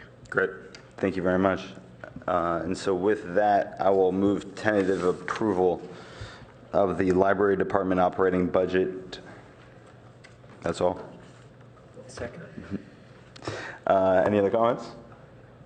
Nope. You have another comment? I'm voting. All in favor? Aye. Aye. That passes unanimously. Thank you very much. Thank you, Chair Berman. Next item we have today is Development Services Department, and there's two items I want to bring you up to speed on. First, that as part of the Finance Committee meeting in March 18th, Councilmember Holman asked for more information regarding technology investments in development services. So Peter Piernacek, Director of Development Services, will respond to that referral. So there's additional slides which you'll see in his presentation.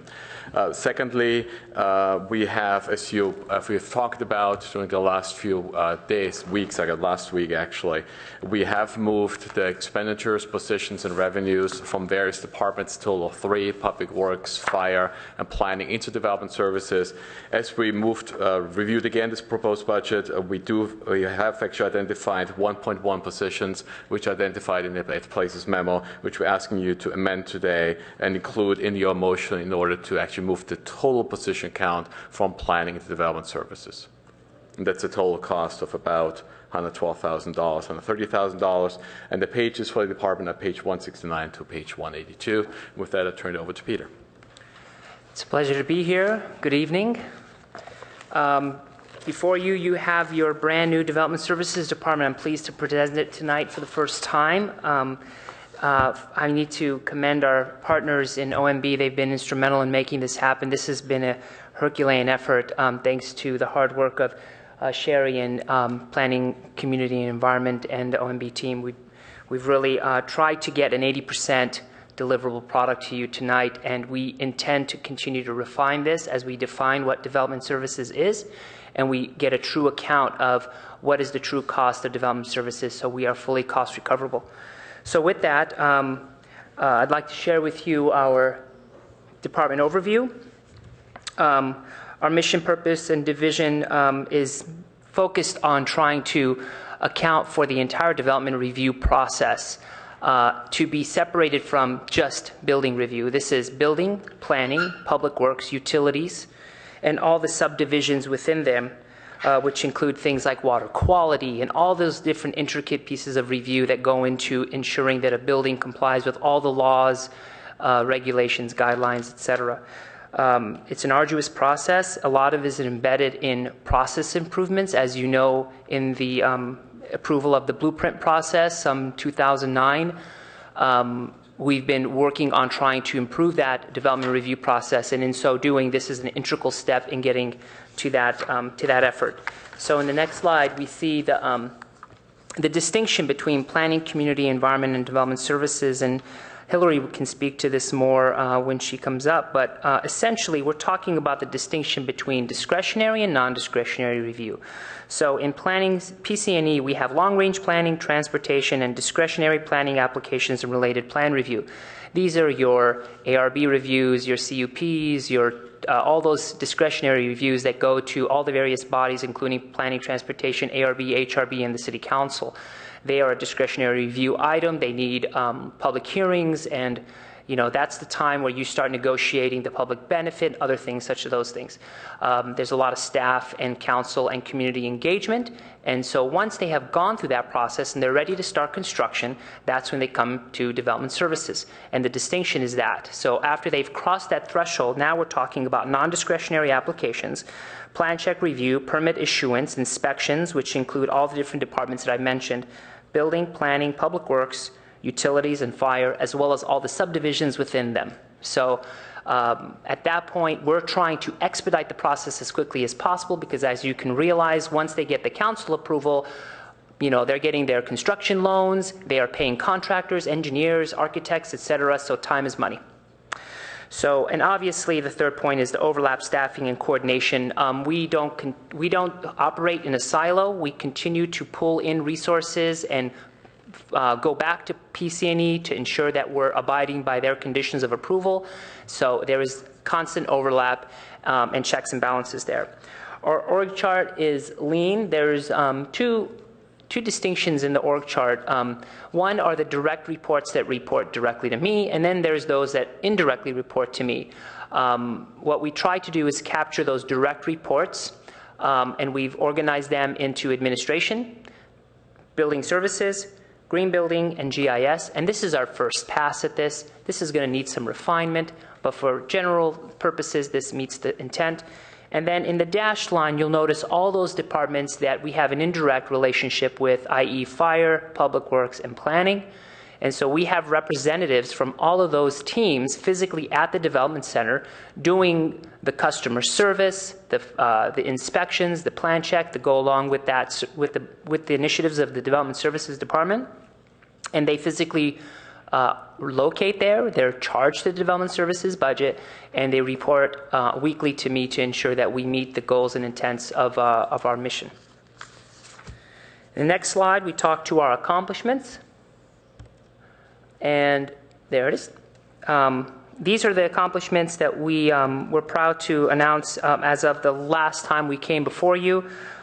Things such as launching the ACA. This is our citizen portal to issuing permits, scheduling inspections, doing any kind of research about their permit process, establishing a citizen advisory groups, such as the EVSE task force, which you recently gave a proclamation to, the PV task force, which was instrumental in improving our PV review times and the work that we were able to do there. Enhance our online customer service. We've reworked our phone tree, our ability to issue permits online, as well as other online enhancements and tools. speaking to Jim's comment about how difficult it is to try to get contractors and full-time employees to kind of work together harmoniously. We're developing a hybrid model and vetting that through the various departments to seek approval. And so we're getting really close, and we think we might get a solution by the end of the calendar year on this. Just a couple of awards that we received, some highlights. In 2013, we received the Green Building Leader Award in the public sector, the Excella Trendsetter Award for leveraging technologies. This year, we received Most Electric Vehicle Ready Community Award based on the policies that we created under your leadership. We also received the Best Solar Collaboration Award for the work that we've done in streamlining our PV permitting process. In the next slide, we have our staffing changes. Based on the conversation that we had at Finance Committee, we wanted to highlight the distinction between what we've added in terms of FTEs since 2011 and what we've added in terms of contractors, just to see, what have we done. So our staffing changes for on-call contracts, as you can see, has gone up from 2011 fiscal year of $862,000 to approximately $1.6 million in this current fiscal year to date. So the reason for that increase, if you can see the chart to the right, you can see a correlation between the increase in staffing contracts and the increase in both the complexity of permits and the number of inspections they require. So as permits become more complicated, i.e. a lot of commercial construction, a lot of complex commercial buildings, OSHPD buildings, clinics, that sort of thing that require a lot more rigorous plan review and inspection. And as codes continue to become more rigorous and we continue to layer our code with green building requirements to ensure that we really require strenuous green building requirements, the inspections increase, and so this reflects that. So you see there's a one-for-one relationship there.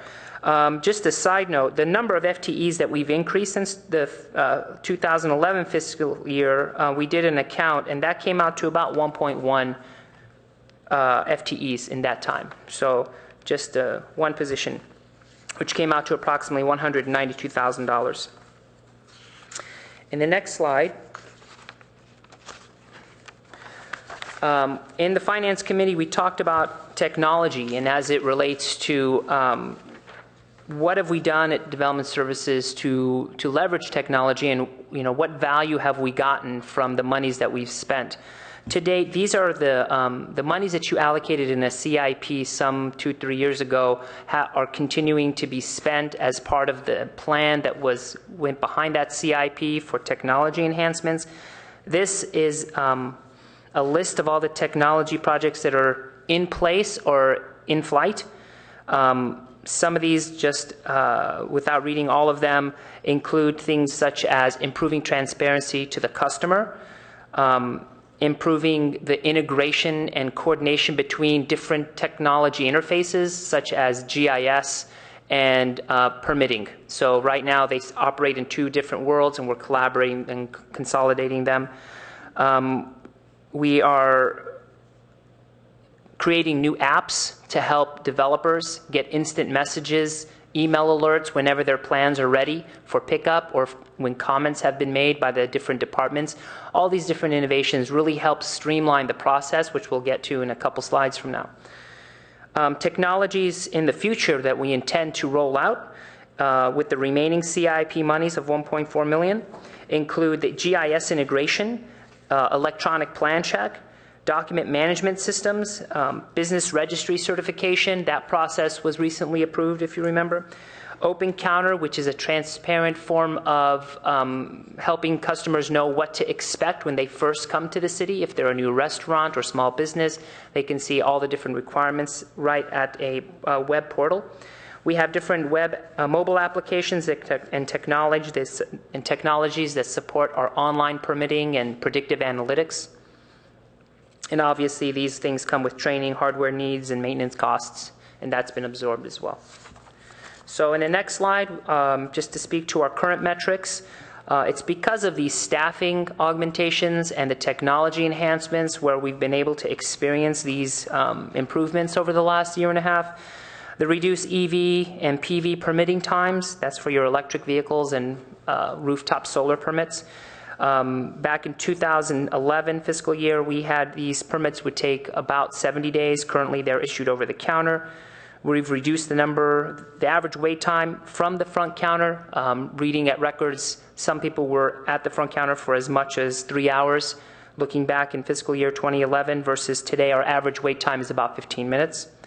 Improved plan check response times within 5 days. So these are plans that are taken in express. So rather than waiting 30 days to do a plan review, we've initiated a new process where we get you your plans back in 5 days. That's increased by 77% from 132 plans in fiscal year 2012 to 233 plans today. We've reduced wait times on the phones. Customers were waiting as much as 40 minutes in the past. Due to the improvements that we've made, now the average wait time is closer to 5 minutes.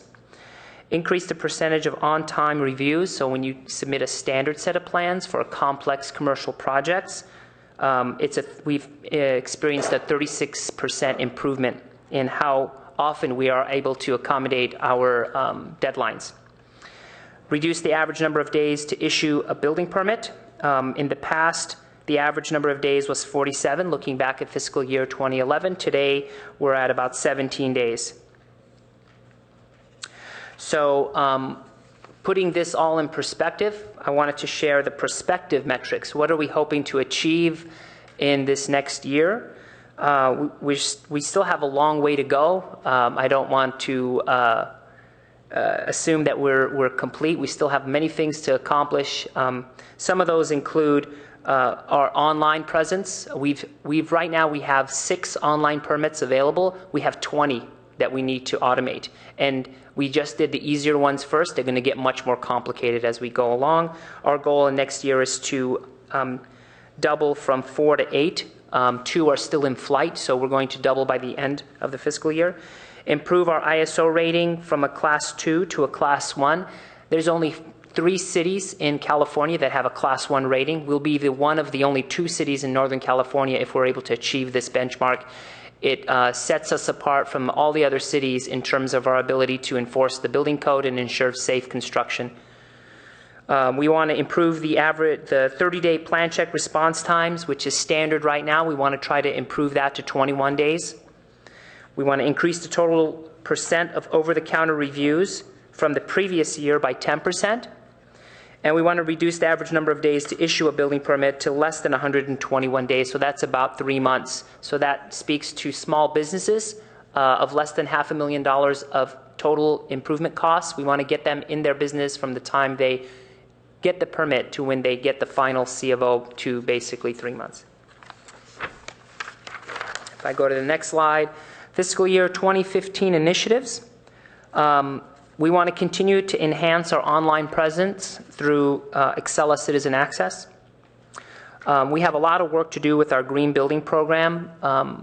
In July, the energy code is updating. It's all the updates that come in 3-year cycles will be coming and will be effective July 1. And so with that, the requirements are going to be increasing. And with those requirements increasing, our green building requirements also increase. So we have a lot of work to do in that area.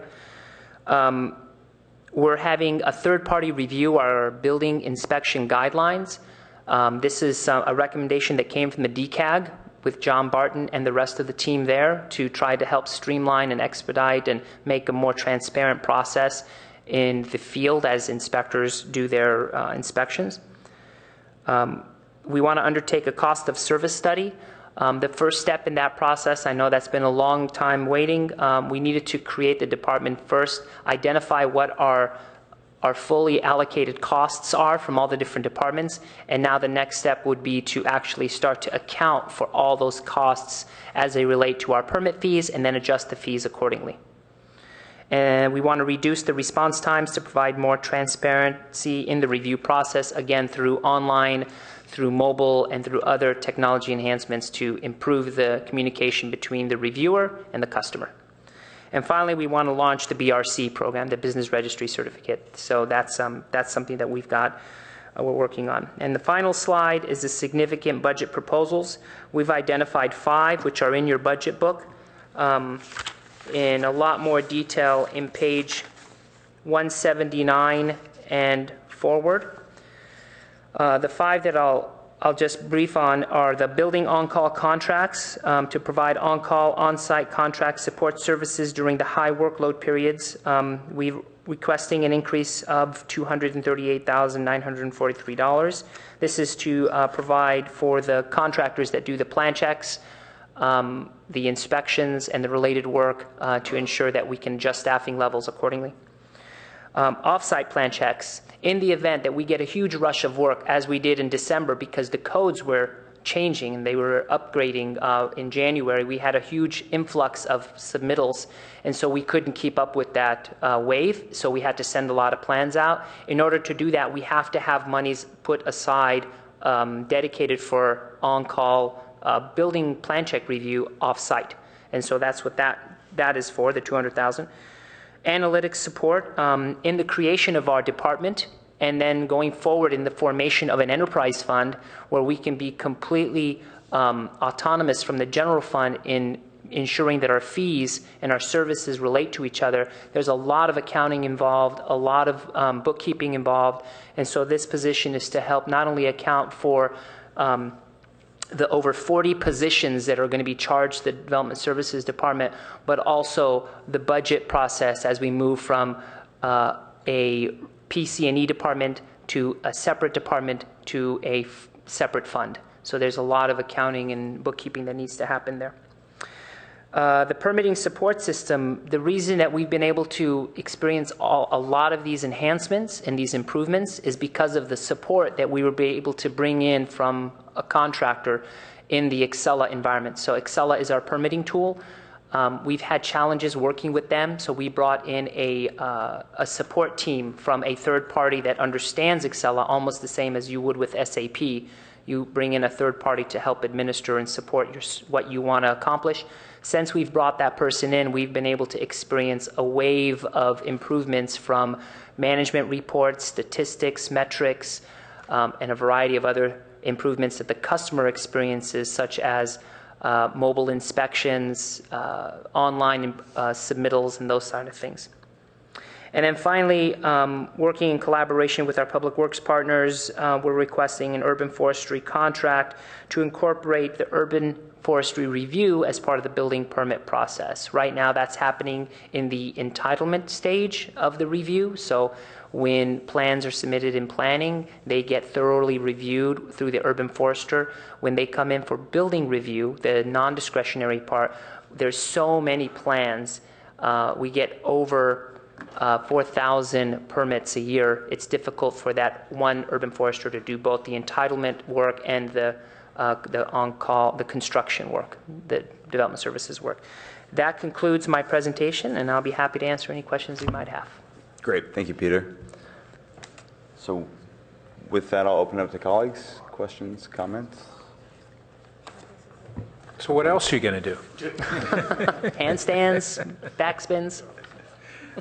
So this has really been an aggressive set of accomplishments and an aggressive set of next goals, and really want to commend you for so much being done.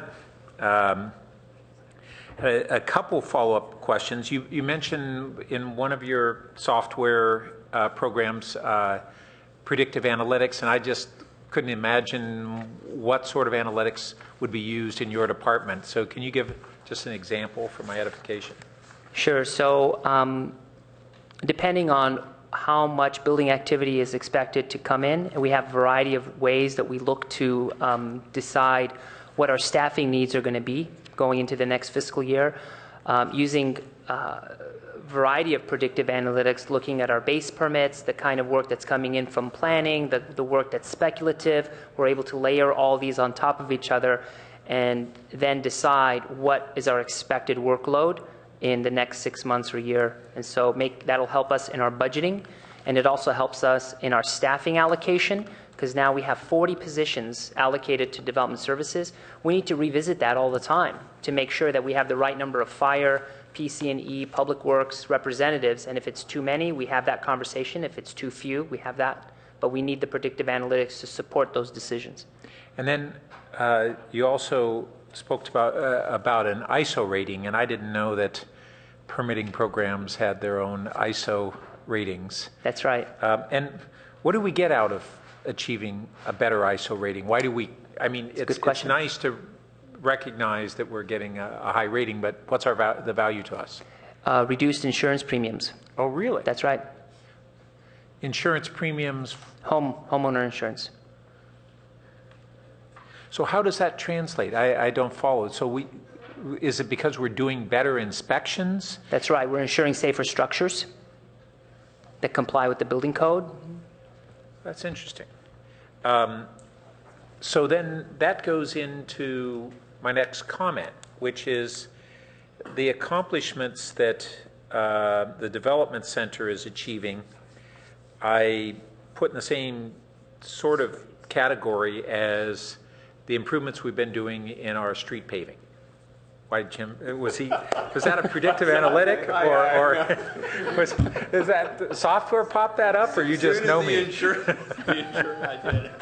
So, so these are things, and actually, as I think back, this was back 4 years ago during my mayor term that we had extensive discussions about where we really need to go as a community, and this process began in the development center before you arrived, but it certainly has accelerated a great deal after your arrival. But those two areas are real nuts and bolts for how the community interfaces with their city government. And we can do a lot of great things. And if we don't, block and tackle well, a lot of that can go underappreciated. So now that we are blocking and tackling well on both these areas, it becomes a question of how do we really get the word out. And I had already been thinking this was something that we'd want to be doing, but I didn't understand this additional benefit on insurance rates, which we haven't achieved the Class 1 yet, right? So your time horizon is about what? We hope to submit everything by somewhere around August, and then it'll take a few months for them to review it. And the ability to submit it, presumably, is because you've done all this groundwork over this period. So I would think this is an opportunity for our communications office to get the word out to the residents and the commercial community about how much money this is going to save them, because if it's lower insurance rates times a lot of homes and a lot of businesses, that could add up to a lot of dollars. And we want to, you can save folks dollars, and if they don't know it, they sure aren't going to appreciate you as much as they would if they did. But then the rest of your accomplishments as well, and I think the awards are really great. But the other metrics that you've identified are going to be more meaningful to your clients. And so I'd really encourage us to look for multiple means to get this information out. And just like on the streets, it won't work to tell the public this 2 or 3 times. We've got to look at how to just embed it and then keep it there, and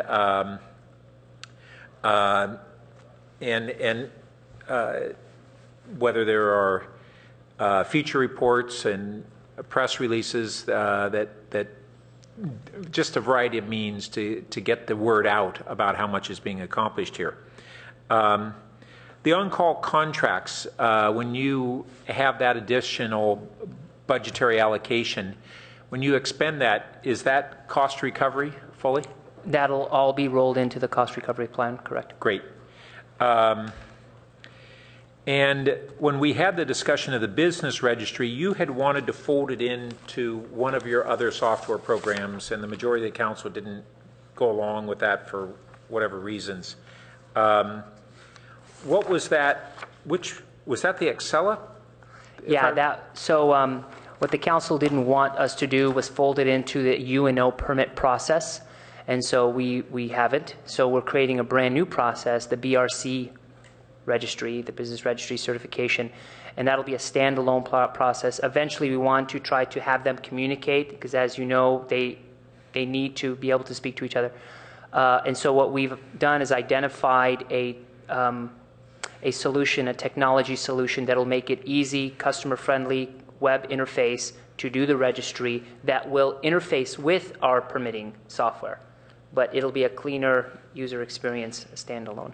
Great. And then this final question, I'm not sure whether it's directed more toward Jim and Lalo or you, but as we've created this as a standalone department and we've shuffled personnel, I want to make sure I understood the net personnel impacts related to this department and those that formerly were in others. Is there a summary available? Councilmember Burt, the way to look at this is really on page 182, where we quickly summarize the transfers from the Fire Department, Public Works Department, planning into Development Services. So the net position change in Development Services is 39.86 positions, and there's the cost as well as the revenue attached to this proposal. Wait a minute. It shifts 39, it shifts but those 30. aren't net increases. Oh, okay, I apologize. So the net increase is the one extra position, the Senior Management Analyst position. Okay. Apologize. Great. Thank you. Nancy? I just have one question. It's probably really stupid, but what is an ISO? What does that mean? ISO is a rating for both fire departments and building departments. Typically, it's more popular in the fire realm. Yeah. Talking to the ISO representative, and the acronym escapes me, but Yeah, okay. it basically looks for how, in the building industry, looks for how well you comply with your building code requirements. So it looks for things like, are your inspectors credentialed? Do they have proper training? Do you do proper outreach? Do you have public education? Do you provide adequate number of inspections per inspector so they're not overloaded and having to rush? So all of those different measures, and there's a long form that we need to complete, and we've been working on it for months. And so, I mean, basically looking at how competent of a building department are we? And like I said, there's only 3 currently in California. Nancy, can I clarify? Currently what?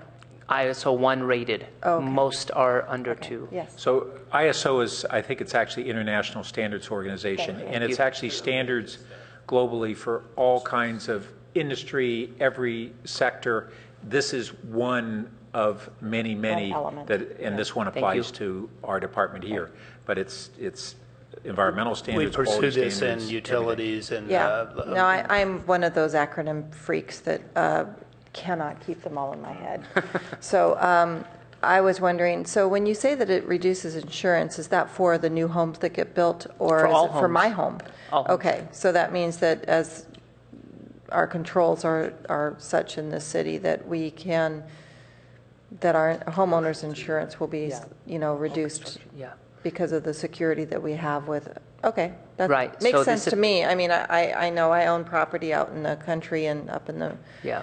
up in the open space areas of the Sierra Nevadas, and they hate insuring And that so up there. to be clear, So, this affects both residential and commercial buildings. So because rural communities kind of they are on the outs with a lot of those emergency services.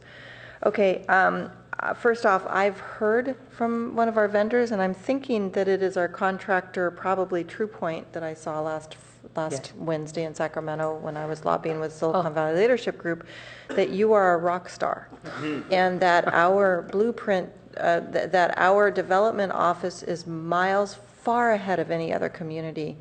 What do you have to say about that? Do you want to explain what he's talking about? first I'll get my guitar and then I'll get started. I know. wrote a little song yeah. for this. Worst to first. No, I get that. That's why I took this very seriously, and I wanted to bring this back, and I wanted to say it's not that I don't think Palo Alto does things because they want to be a leader. We just want to get this business of quality of life right. And that passion, I think, permeates throughout everything that we do in this organization. And this being one of the sore spots I know that we've had for a while.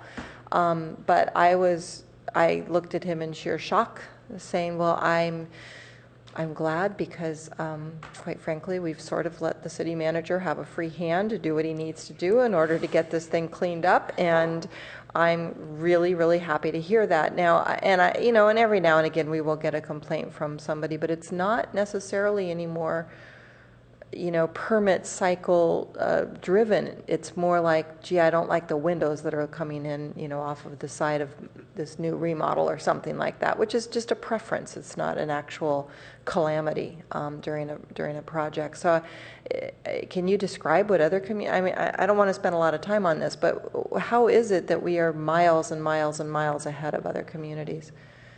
Can you explain well, that to I think first it starts with Jim. I mean, he really saw the vision of the blueprint, and he realized that to be an effective department, we needed actual hands and feet on the ground. So getting the different representatives from Public Works, fire, planning, utilities to actually reside at the development center was by and far the best thing that Jim could have done. And so that was the first step that started this whole process. The rest of the stuff is icing. So everything that I've been able to do relative to the technology, the process improvements, is really just the day-to-day improvement of the process and looking to technology to try to streamline the communication and tighten the gaps between the lags. And but that's really the biggest distinction. Okay, I just wanted to bring that back and explore it a little bit with you because I haven't pulled a permit, but I have to say the last time I did do one about a little over 10 years ago, it was a hostile environment, and I'm really glad to hear that. So thank you. Yeah, thank Jim. Thank you, Jim. Thank you, Jim. Thank you, Jim. I just try to hire the right people, that's all.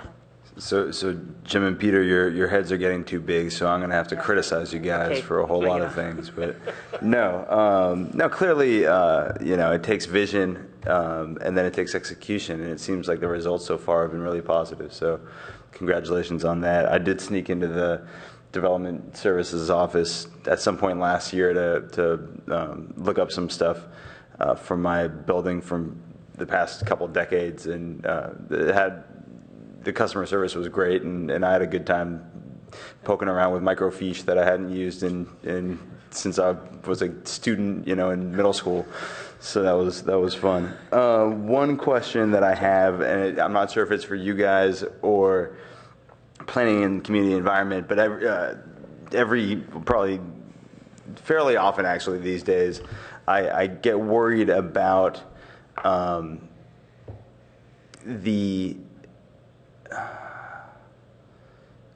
whether or not we do have or can have a strategy in regards to the planning of some of the larger commercial buildings that are currently being built downtown or have been approved but haven't started construction, just in terms of the construction and the impact that has on folks trying to move through downtown. When 3 or 4 big commercial projects are happening at once along one corridor, you as a commuter have to kind of start zigzagging all over the place to make it through.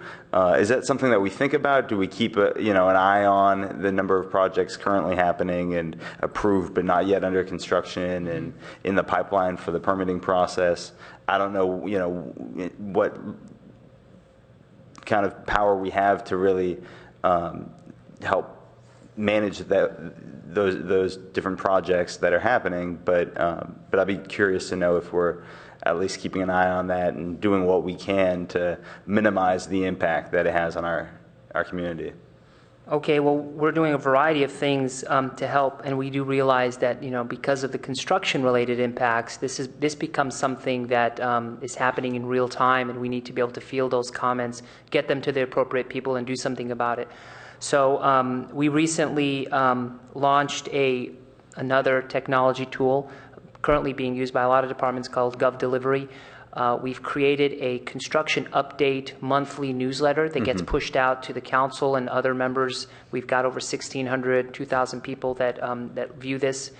So that gives them a quick snapshot of all the major construction projects going on in the city, where they are in terms of their construction timeline, what major impacts they're going to have, et cetera. We have partnered with a technology partner called Textizen.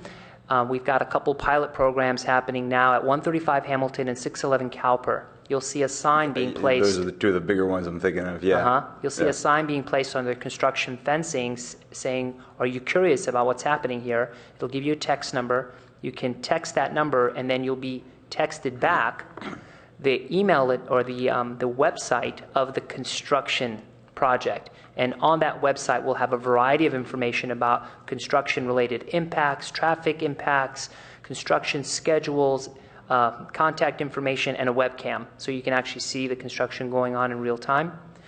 And then we also have a newsletter, which we have on our website, which talks about all the construction projects if you want to go back in time and see, what happened in January and what happened in December, et cetera. So it sounds like most of those have to do with kind of pushing out from information, which I think is really good for transparency and the education of our residents. Or what are we doing, or what can we do in terms of making sure that, we've got 135 Hamilton, 620 Cowper, and another one, I think, on like the 500 block of Hamilton. Is there anything we can do to make sure they're all not blocking streets the same day or for the same week, so that residents don't turn left and have a detour, turn right and have a detour, look straight and have a detour, and all of a sudden have nowhere to go but back from whence they came. And I was wondering if this might have been a planning and community. This is kind of a combination of the both of you. Yeah. That's right, Hillary Gittleman, the planning director. I was just going to add, Peter probably could have said this, identification and trying to address the potential impacts of construction is something that happens in the transportation division of the planning department and in public works. So it's a collaboration between a very small number of people. They do have the ability to know kind of what's going on in every area and be aware of that as they're reviewing the construction staging plans up for one site. They are aware of the project they just approved down the road, or whatever it is. And so they do the best they can. We do get complaints.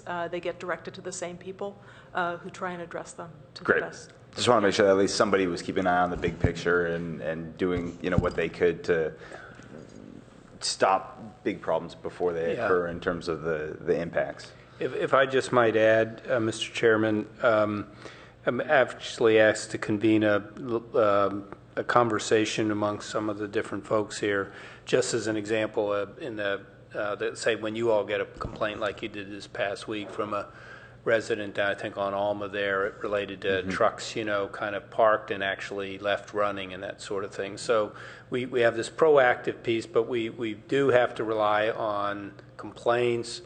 Sometimes police or public works folks who are out, we have more of those than we're going to have in transportation to identify issues. But we are putting, I will commit, with the level of activity that we have, we are putting a heightened sort of emphasis on the connections and the collaboration that's going to be required to try to be responsive, as Hillary said.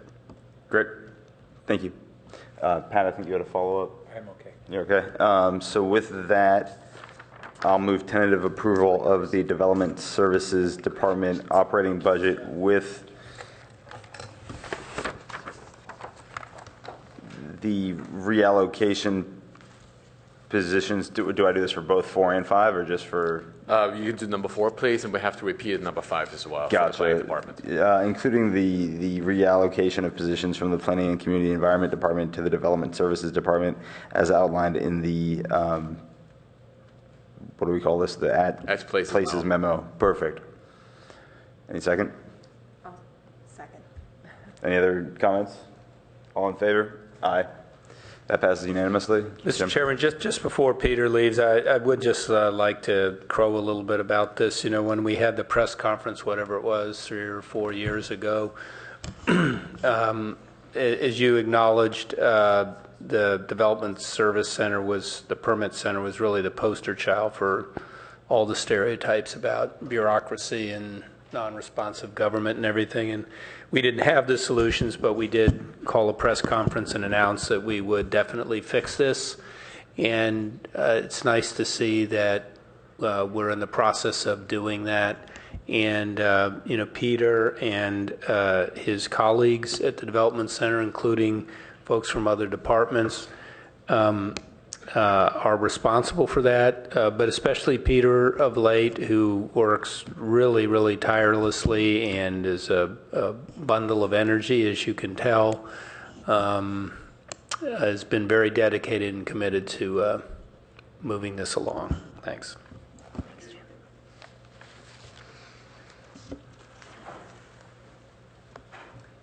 Great. Then we can move on to the penultimate presentation tonight, and that's Planning, Community, and Environment. Operating budget, pages 2 to 9 and 24 until 242. Before Hillary, our Planning Director Gilman starts, I'd just like to point you to the second part of that Places memo, which affects this department. As you may recall, in February, the Planning Department brought forth various strategies to address transportation parking issues at the city. One of the strategies was to implement a high level of shuttle service. The RFP has been released, proposals have been received and analyzed, and based on the results of the proposal, the Places memo today asks you to do several things, asks you actions here. One is to transfer the cost for enhanced shuttle service, for which we bring the contract forward in June, and as a second part in August, to move some funds from the reserve non-departmental to the Planning Department, and that's a total of $585,000. Second, it talks about the East Palo Alto, City of East Palo Alto will bring forth, it's also interested in participating in the shuttle service, and will bring forth a proposed amendment to the budget as timing fits to recognize the revenue and expenditure for that. Thirdly, we are talking about Google. Google is interested in potentially participating in the West Route, which goes over to Peninsula Jewish Community Center. And we'll leave those funds for now in the reserve. But summing it all up, what it really does is we thought we'll need $1 million for extended shuttle service, and we will not need all of those funds returning. We're proposing to return $135,000 from the shuttle reserve over to the budget stabilization reserve. So receipt is reflected. I'm sorry, 135 or 135,000. The budget will remain at 160. Gotcha. This is, I see. It's at the place memo, so pages 1 and 2. Should we ask our questions on this at this time, or wait till after?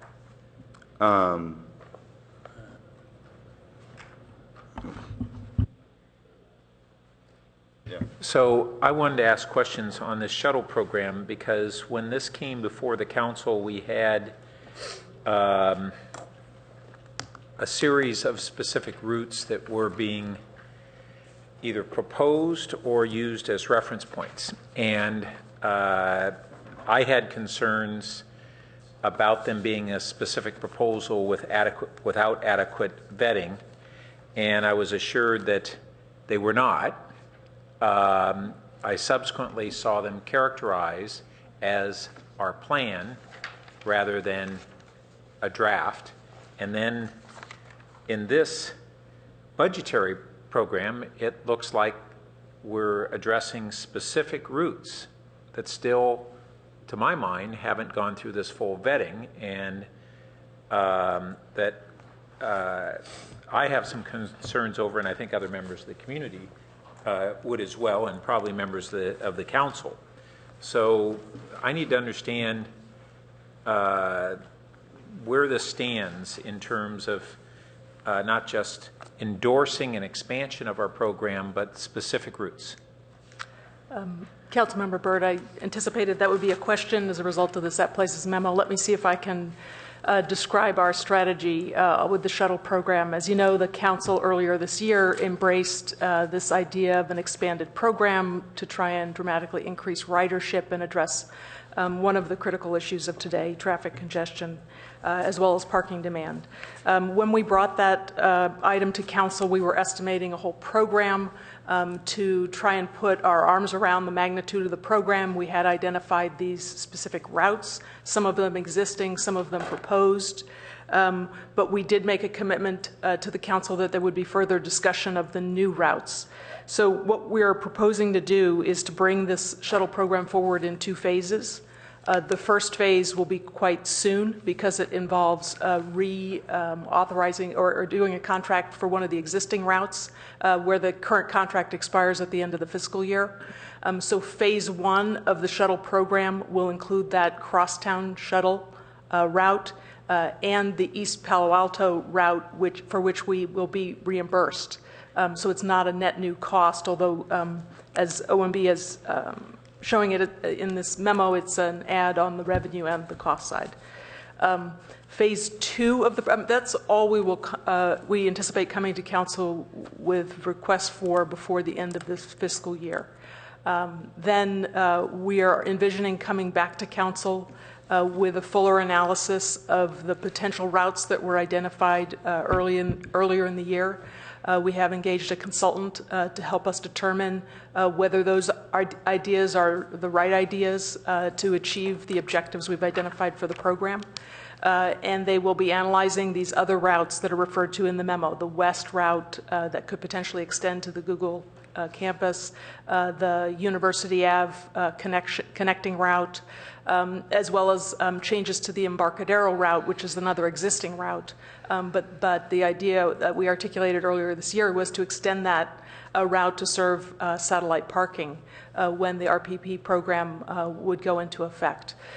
So that would be a phase 2. We will bring that to council not just as a contract, but as a discussion item when we get this analysis from some consultants that I've worked with in the past who really have a solid grounding in shuttle ridership, how routes and frequencies affect ridership. They've worked for the Emory Go Round shuttle in Emeryville, so we'll be able to share their thoughts with you when we bring forward phase 2. So what's our process? So I hear that we're going to hear from consultants' thoughts to us. What about our thoughts to consultants? And I don't mean just the council, I mean the community. Because those consultants don't necessarily, first, we haven't done a process, to my knowledge, of establishing really the objectives.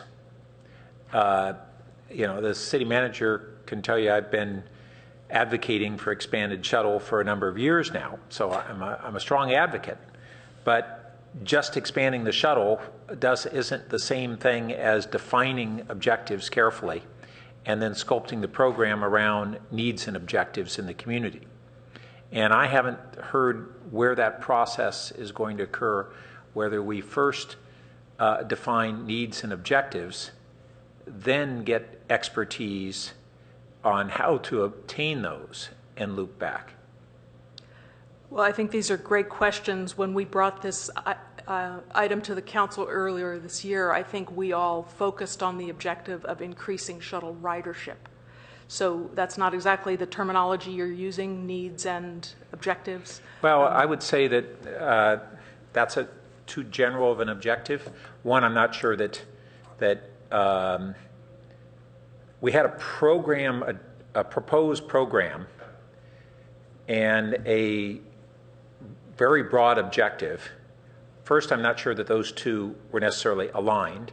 Second, that increasing ridership is not necessarily the only objective or a well enough refined objective. For instance, who needs the shuttle the most as opposed to simply more riders?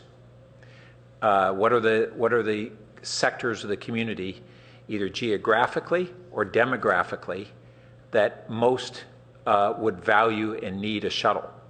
And we've had past discussions in the community when we initiated the shuttle program and when we cut back on the shuttle program, and we had big discussions. And a lot of this had to do with how they serve our seniors and our youth. So two different age groups that can't drive and one of those age groups that doesn't ride bikes very well.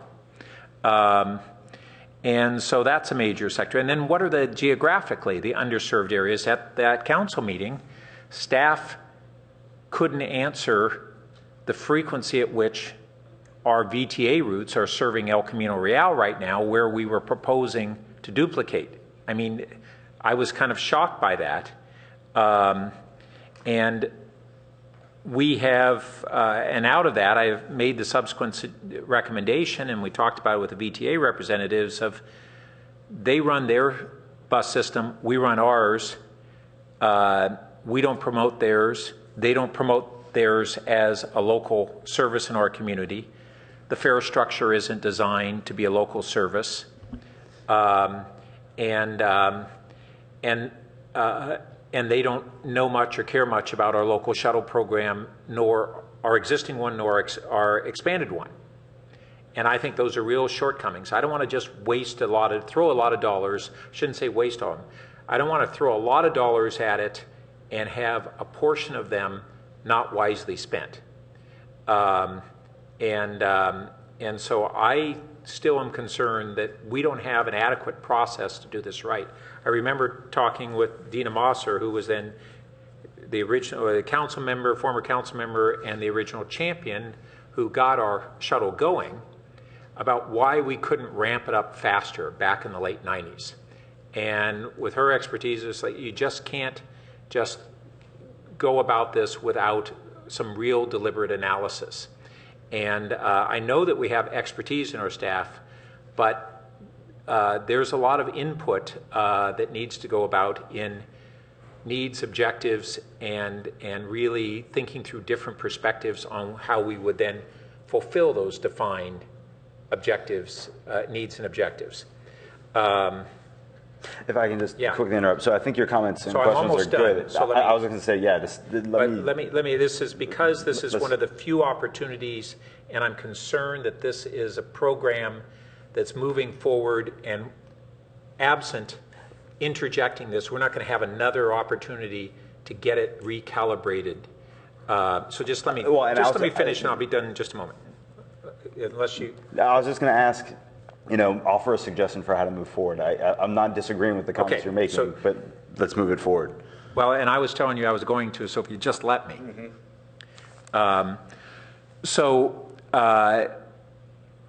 I would like to see this return with how we're going to engage with the community to define what needs we really have, how we'd go about serving those needs, engage with the Planning and Transportation Commission, and then finally engage with the council. Because this is a big movement. And I'll make one other example. We had this proposal to overlap our routes on El Camino with this heavily serviced VTA route. But to my knowledge, we don't have service on Alma, which runs parallel there, and that's absent service, and yet we're going to have this heavy service on El Camino. So that's just another example, but it's one that was fairly prominent to me. Well, thank you for those comments. I mean, that's the type of analysis we are definitely thinking of bringing back to you for this phase 2. I appreciate your suggestions on the process we should go through before we bring that to council. I'll have to talk to Jim and the staff involved about how we can make that happen. But I hear you, and it's our intention to bifurcate this whole program. We are making a significant investment here to address what we think are critical issues, so we want that to be a really smart investment. We think the first phase is completely smart, and it makes sense to move quickly on those 2 routes. The second phase, I agree with you, there's a lot of discussion that still needs to happen and an opportunity to shape those more thoroughly as we move forward. Yeah. But if I can just add to that, I mean, it's great bringing this up here. What we're trying to do here in finance, obviously, is just deal with identifying the scale of the funding and to be sure that that funding is available within the budget. But the those decisions will only actually be made and operationalized at the council separately as we bring these items forward. And I think the two good things I would say is that I think the primary motivation is, let's say, increasing ridership and somehow helping local traffic. I mean, that's been the incentive here. Lots of other issues about access to transportation. They're really worthwhile goals and discussions. But they may be outside of that, just that particular objective and how we balance those. But I do think we need to keep in mind that it's not like there are unlimited alternatives to consider in our city. I mean, there have to be frequencies and routes. I'm just making it up. I just don't think there's 100 different alternatives as far as for us to consider. So the ability to react to a proposal and modify it, I don't think is particularly difficult in this situation. And sometimes, I'm not arguing that we should do this, but because Hillary's talked about how we will come back with this, sometimes it is better to sort of react to an edit on a proposal than it is just to sort of start with a little more blank slate and start talking about what should we do. So I'm not arguing one way or the other, but it's sort of the staff has just really tried to be very, very responsive to the council and responding in the community on these issues and putting this up. But I can guarantee you we're not going to, if the council wants to redirect or ask us to go in different directions, you will certainly have that opportunity. So I just want to comment on one aspect of what you talked about, which is the goal of dealing with traffic congestion. And first, actually, the council was responding to two goals, which is traffic congestion and parking. And if you take a shuttle, you don't have to park as much. So they're tied together. But because those two goals rose high on the list of priorities, my fear is that we put aside and didn't think through the other goals that are part of a shuttle program. And I'm still hearing an underappreciation of the other goals. And this is kind of one of these things where we go from underreacting to overreacting. And that's what I'm fearing we're doing here, is that we need to step back and say, what are the multiple reasons that we have a shuttle program in our community, and how do we look at this holistically? Hillary, would you like to start your presentation? I'd love to. Well, thank you. If we can go to the first slide. You probably all know this already, but if you turn to page 229 of the budget book, you'll see the department mission statement and the purpose. The mission of the Planning and Community Environment Department relates to land use and transportation, what we've just been talking about, and is to provide the City Council and the community with creative guidance and effective implementation that maintains and enhances the city as a safe, vital, and attractive community. I think the purpose of the department is also quite telling. It is to accomplish a range of planning and implementation actions aimed at preserving and enhancing the quality of life in Palo Alto, ensuring wise transportation investments, as we've just been discussing, and facilitating land use and development decisions through consistent and transparent processes. And we've tried to put forward a budget proposal to you that will help us better achieve that purpose in the department. So the department is made up of generally 5 divisions. We have an administrative division, an advanced planning division, which deals with long-range planning, looking into the future. Then we have a current planning division that includes support of the development Services Center. So I have staff in the department that are split and budgeted, part in one department, part in the other. They're in the current planning division. There's also the transportation division, and then we have a code enforcement function, which for historical reasons resides within the long-range planning division of the department. A number of accomplishments from the past year are noted in the budget book on page 231. These include certification of the last housing element last August, how quickly time goes by. We've also gotten into this discussion already about the, quote, three-legged stool, this relationship between parking issues, transportation demand management, and parking regulation, residential permit parking. So parking supply, transportation demand management, which we've talked about, including transit services like our shuttle, and the residential permit parking. We've gotten started on all of those things in the last year. We've also launched the downtown CAP study and completed a whole bunch of current planning applications and reviews. Those are listed in our accomplishments. In terms of our initiatives for the next year, this is on page 232.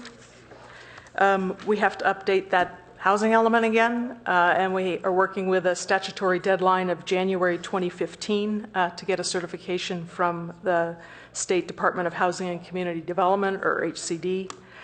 We've also undertaken, as the council knows, an initiative called our Palo Alto, and reframed the updated comprehensive plan, and want to make significant progress on the comprehensive plan update this fiscal year, and really broaden the conversation in our community about issues, actions, and the future of our city in the our Palo Alto framework.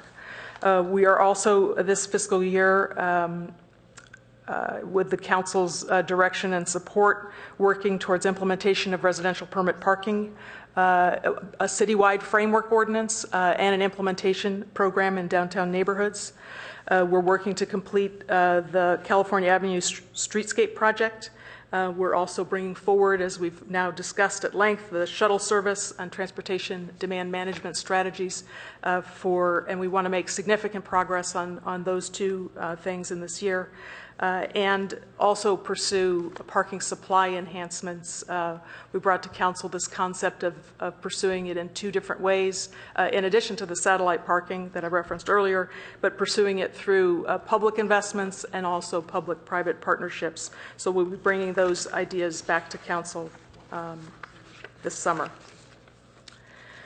In terms of significant budget proposals, on page 240 of the book, and I should stop for a minute and thank Sherry Nixod and the OMB folks. Because of the work that was done to split out development services, there was a lot of change to this budget. I walked into this and really didn't understand where all the pieces were moving to, and they've done a fantastic job. So there are some proposals listed on these couple pages. The first of those is this reallocation of revenues and expenses to development services. The second involves some new positions. One is a land use analyst position that would support our long-range planning function. It's in recognition of just the mountain of work we're doing in the long-range planning division, as well as our interest in investing in getting more data and analysis out and available to the community in a more timely manner.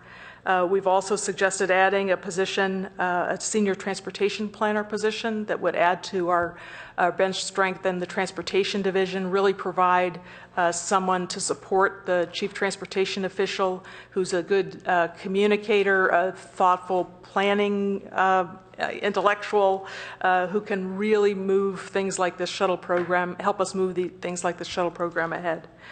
So we think that's a significant and important investment to make in our program. We're requesting some investment for contracts and non-staff funding for our Palo Alto, and it's in the budget. It's referred to as our Palo Alto, and it's meant to support that, to provide significant support for that range of activities that we'll be engaging in over the next year, actually 2 years.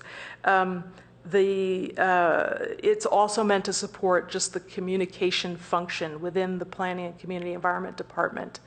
Since I arrived at the department, I've realized we just have a long way to go to tell our story better, to translate our notices into English, to get out ahead of some of the controversies that come at us every week. And the idea is to make an investment in that evolution. Do some of the things that Peter's been able to do in his shop in planning and community environment when it comes to communication. So that's that suggestion. We're also asking for, along the same lines, some support for the TruePoint type consultant that will help us create the reports we need out of the permit tracking system to report on the performance measures we've included in the budget document. Again, following Peter's example, just trying to create a better bridge between our permit tracking software and how we think about and work on the planning entitlement projects that cross our desk in the current planning division. And then we've already talked at length about the expanded shuttle service, which the budget includes a significant commitment to expanded service with the details on phase 2 to be worked out, as well as $150,000 to initiate the establishment of this transportation management authority. That concludes my summary. I'm happy to go into any of these in more depth or answer other questions you have. Thank you. Thank you very much, Hillary.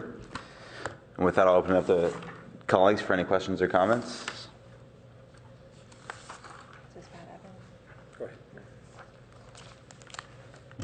Well, at this point, I don't really have any questions. I think that you are trying to do everything at the same time, which is the comprehensive plan, the housing element, our Palo Alto, reframe the department. And one of the things that you just said was key to me, which is the noticing of how we actually communicate with the public what's going on, because there is a growing demand and interest in that as things start to mature. I think people want, our improving property here. I think that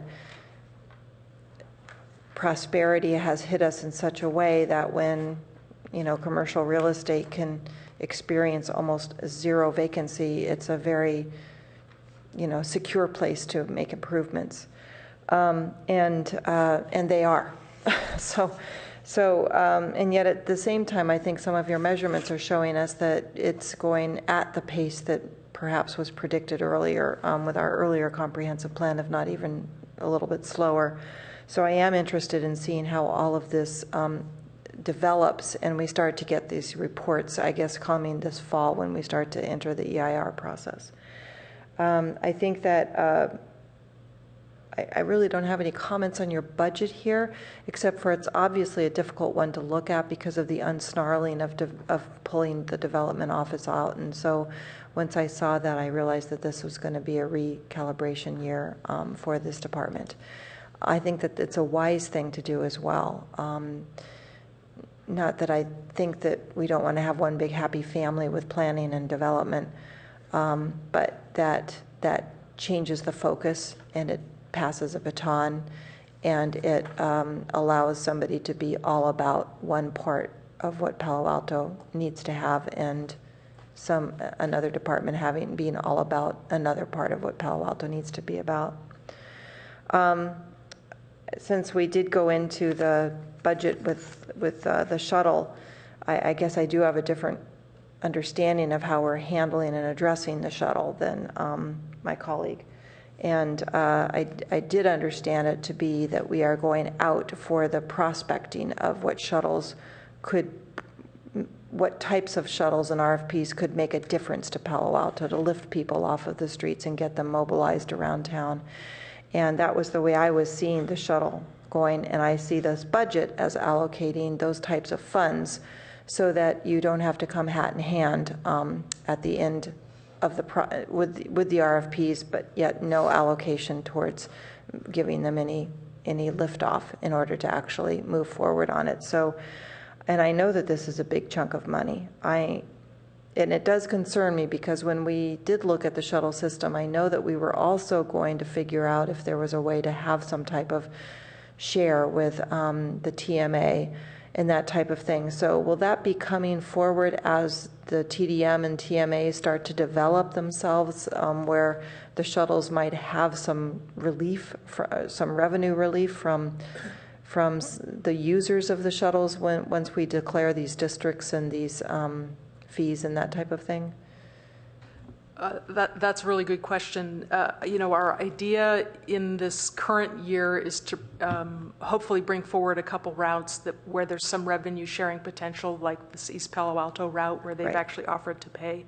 And there may be an opportunity if the West route survives the analysis we were just talking about, that Google would participate in increasing frequency along that line. The over the next 3 years, we really think of this, though, with those exceptions, as being a city-funded transit program. Okay. I think after the 3 years of this first set of contracts, we hope that the TMA will be in place, robust enough to begin to participate in some meaningful way, but we haven't, gotten any more specific than that. Yeah. We're hoping that our TMA consultant we'll have on board later this summer will be able to help us design that future.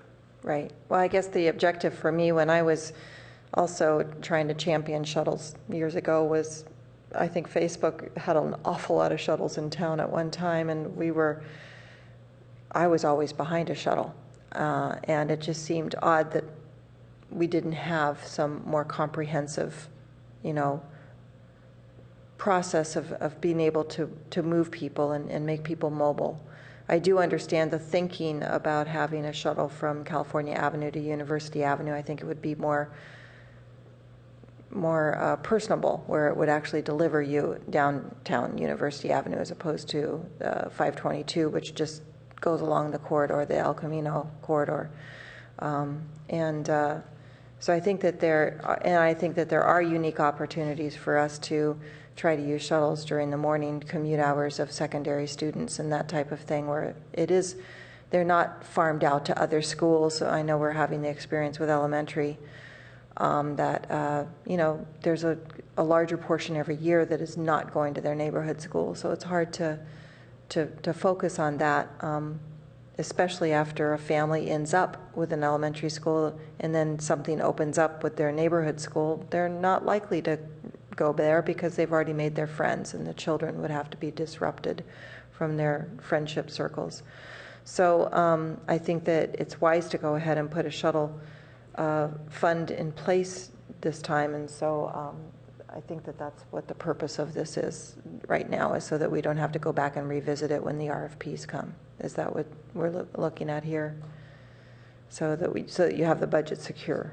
Well, let me just add. We're not approving routes here. We're just approving a budget. As a matter of fact, the question of even how these get allocated, even in the near term, other than the thinking on the refresh of the crosstown shuttle and being able to accommodate this East Palo Alto thing. This is just an accounting discussion here. Clearly, there are policy discussions that the council is going to want to have, and if the staff moves in one direction or is going some way too fast, if we need to adjust that, that'll be fine.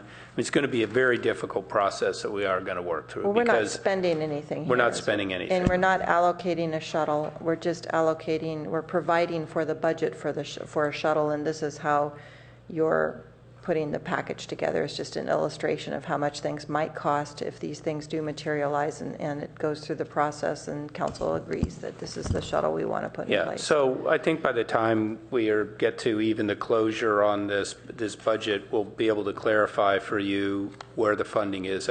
Clearly we're going to want the council to include in the budget this $1 million figure. The $1 million figure hasn't been really built up from the ground up. It's been identifying a number to work with that is large enough, do you know what I mean, for us to say, okay, we're not just doing a little incremental adjustment or restating something. But as we work through this process, we're going to find out what $1 million can buy and what the performance is that it's going to have. And then even then, once we operationalize it, I mean, the marketplace is going to start to let us know whether or not we're on the right track. And whatever approach we do, I think we need to acknowledge that there are some long shot characteristics to this. I think some of the things you identified, like somewhat the route from Cal Avenue to University, some of those things might work really well. Some of the other things might really be problematic that we pursue. I mean, let's face it, people still like their cars a lot. People are going to gripe about being in traffic, but getting people out of them into a shuttle, particularly if it's not the right routes or it doesn't have the right headways, enough frequency, you know, I mean, there's a reason that transit is hard. So No, I get that. I just want to be clear. We're not adopting a route here. We're just adopting a budget so that when these do mature and they come to council, we have funds available. So. We are doing that. That said, that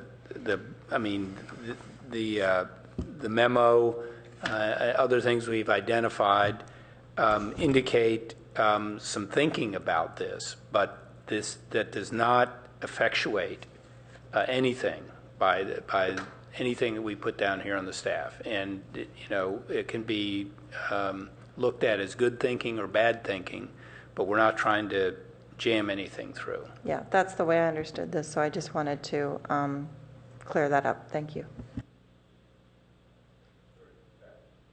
Well, I feel obligated to return to this then. I thought I was done with it. Second page of this report at the top doesn't say that we're looking at a preliminary placeholder number up to $1 million. It delineates certain dollar amounts for certain routes.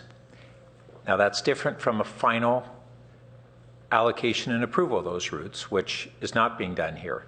But it's not just a budgetary placeholder, it's right here. It's laid out specifically.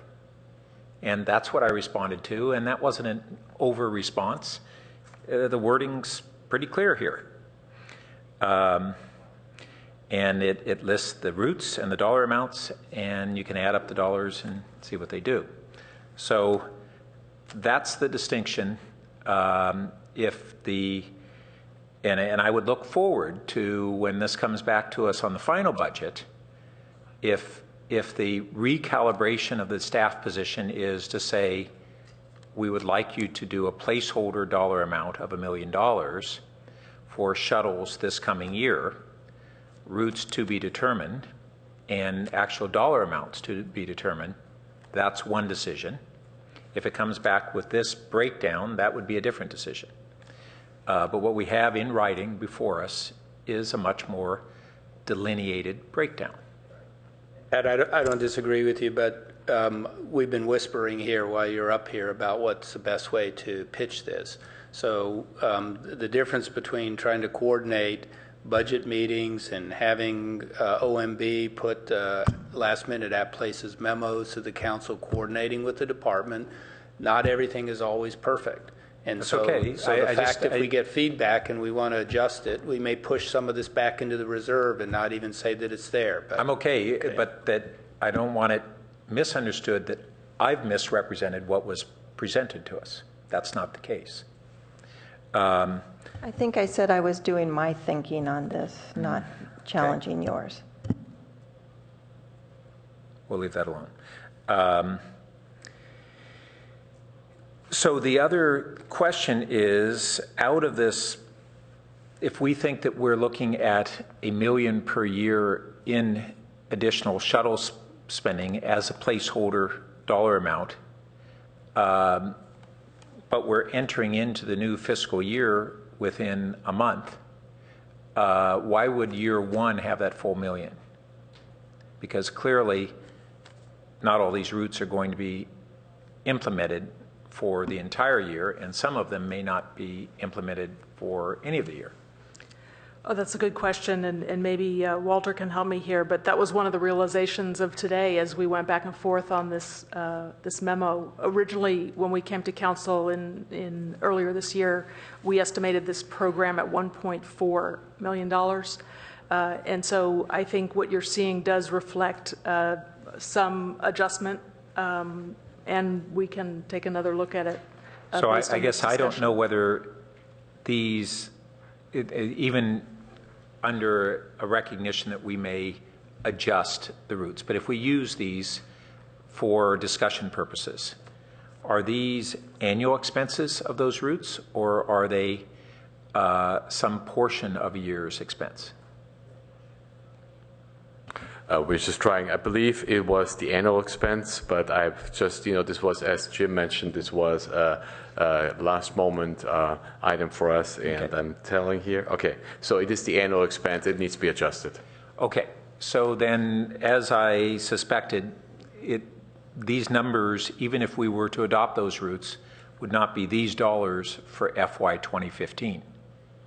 Yeah, well, there may end up, it may play out that some of them will take place, the crosstown shuttle. I don't doubt that. Shuttle, for example. I mean, some are more concrete than others. No, I understand that. My point is that clearly not all of them will.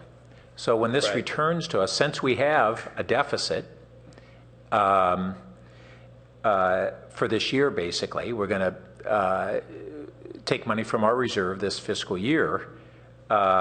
I don't want to have a budget that draws more from the reserve than is necessary.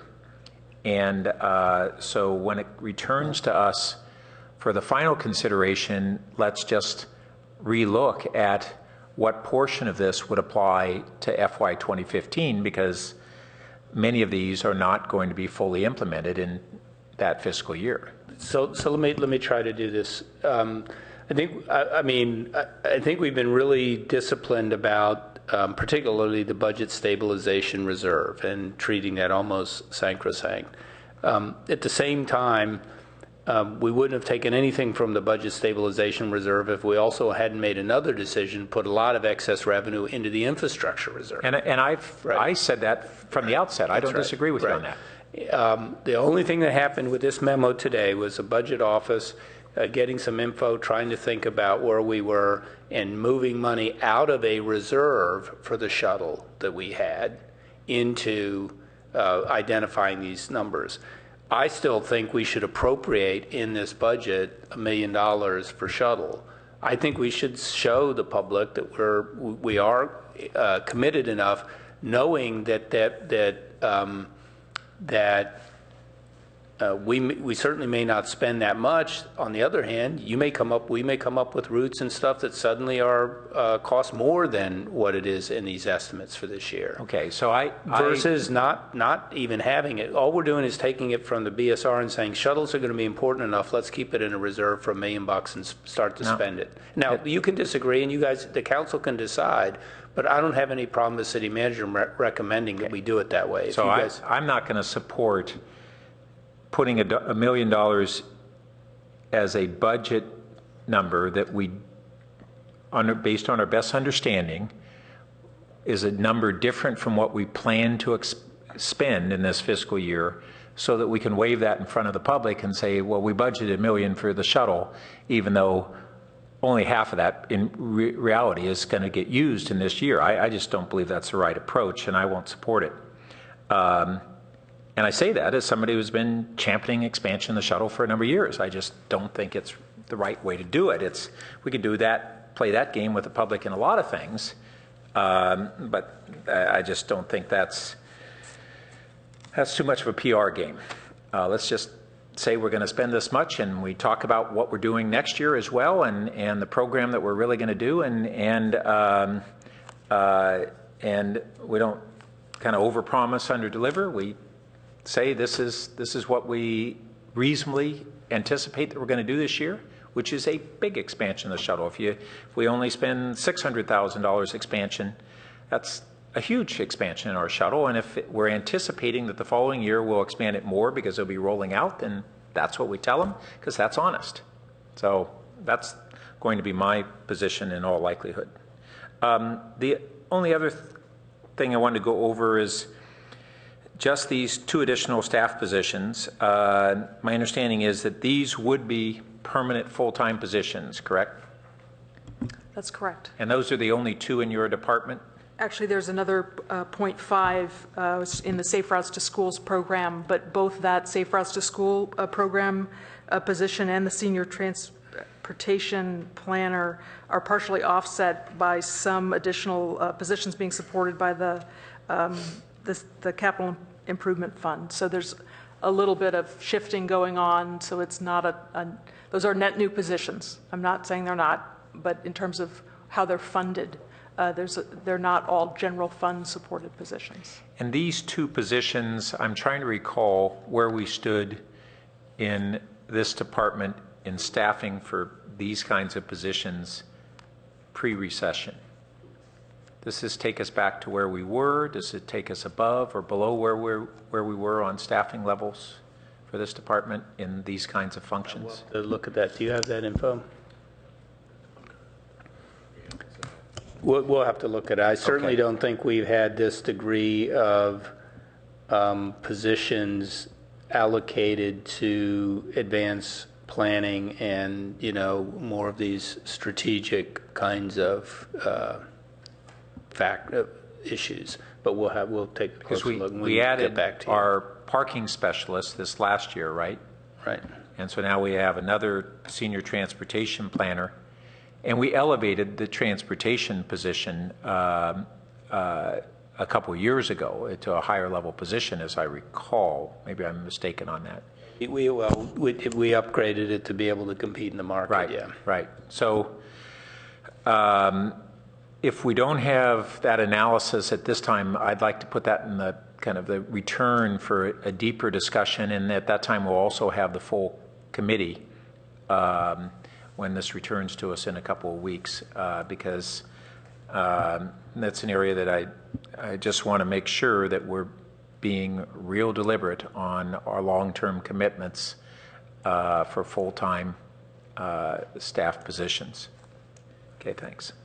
So would we put this entire budget into the parking lot, or is it just these elements? And did you also want to put the shuttle element into the parking lot for further discussion? Can I ask one more? Yes, please.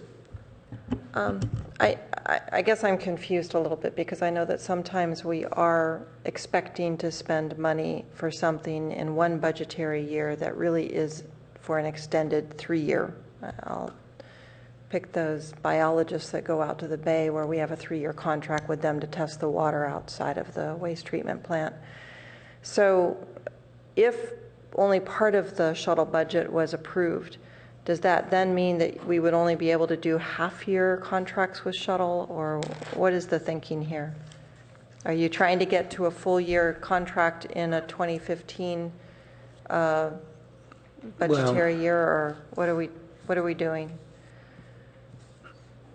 I feel like it's going to be difficult to answer these questions until we get more specificity about what it is the council wants to accomplish in fiscal year 2015, for example, as it's related to shuttles. Okay. So we can do everything from leave all the money in reserves and come back for budget amendments during the course of the year as you award contracts to be able to expend things. We can allocate it in advance in a department, but we don't spend it. We just spend it based upon the contracts that are awarded, and we can return the money back to a reserve, or we can reappropriate it for the next fiscal year. There are a lot of different ways we can do it, however you want to do it. I think it's. I think the thing is that the numbers are going to somehow work out however we appropriate it and however we end up spending it. So we can have that discussion, but it's probably best done when there's a little more texture about what you really think you might want to spend for this year. So you can make that recommendation to the council when you want to adopt the budget. And if you want to put $500,000 in, or you want to put $1 million, or whatever you want to do, we'll do that. The real decisions about how we start to spend them will take place subsequent to that at council meetings, dealing with specific decisions by the council and then specific contract awards. Okay, thank you. Just wanted to understand that better. So Pat, I'm going to let you go ahead and move the motion because it sounds like you've got some things that you wanted to carve out that. Yeah, and I'm trying to think when we, Lalo, maybe you can refresh me. When we place things in the parking lot, do we, in our motions, need to carve those out? We had set the guidelines at the beginning, and we agreed, I thought, that as long as 2 committee members agree that an item goes to the parking lot, then it goes. No, but when we do put it in the parking lot, so when we do a motion to tentatively approve, do we carve out those parking lot you carve it issues? out, and you don't have to make a motion as long as 2 of you, the committee for that parking lot item. As long as there's 2 committee members that agree, then it goes in the parking lot. But the motion goes forward for the carving out that. Do we have to state what's carved out in the motion? Okay, gotcha. So I'll move that that we tentatively approve the Planning and Community Environment budget with the exception that we will have additional staff feedback and discussion on the land use analysts and senior transportation positions, as well as the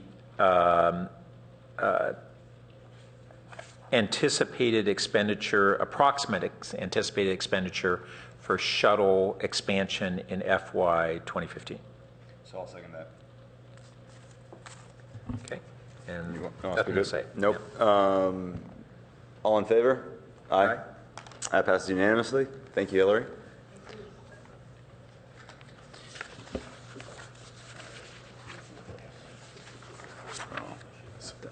You got to jinx it. Just jinx it. Okay.